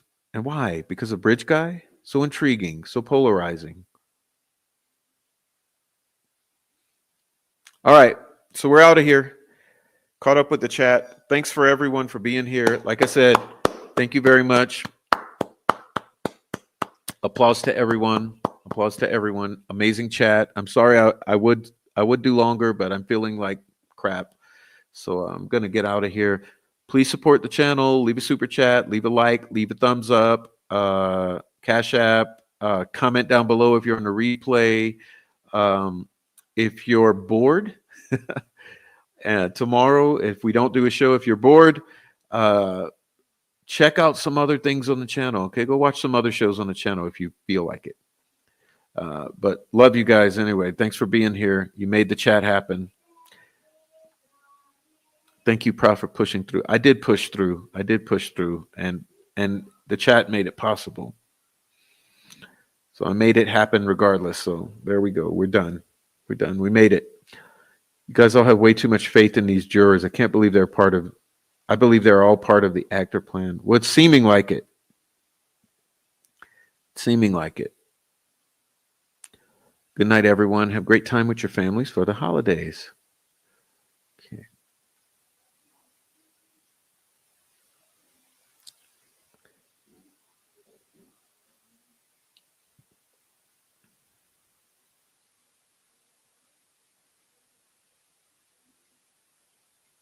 All right. Thank you, Teresa.